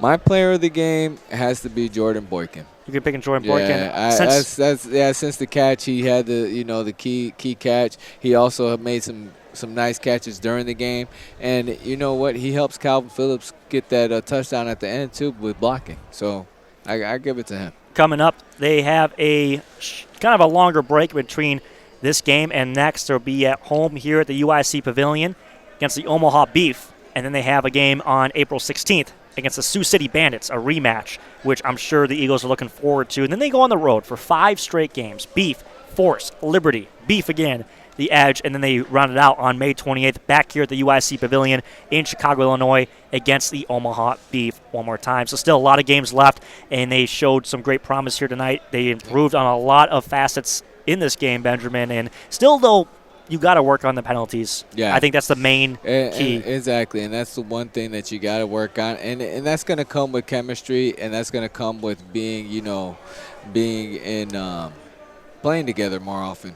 Being together more often, being on the field more often, and that's going to all come. And hopefully they can build on this win. This was a great win, and continue the momentum and heading in the right direction right now. No, they definitely are. I'm going to give you my player of the game, though. I have to say Deontay Ball. I mean, 2 forced fumbles. I'm not taking anything away from Jordan Boykin. Obviously, catch of the game, but I just got to give it to the defense to Deontay Ball. He was unbelievable. And he had a great game. He was in on every tackle, and he was the one that caused the fumble to get the scoring started to begin with. And I think he had another fumble causing play in the third or fourth quarter. So, I can agree there with you.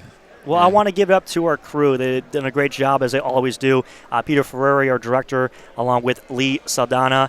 Also, camera like Eddie Duckworth and Enrique Benitez, and also Hector as well. Our sideline reporter, Danielle B. Lesky. And, of course, my color commentator, Benjamin Fonseca. Always a great job. Thank you. I am Cody Grant. That's going to do it here for us. We'll catch you next time. Thank you so much for tuning in to the Chicago Eagles Broadcast Network, powered by IMS and Eversport for the Chicago Eagles games. Catch us here at home.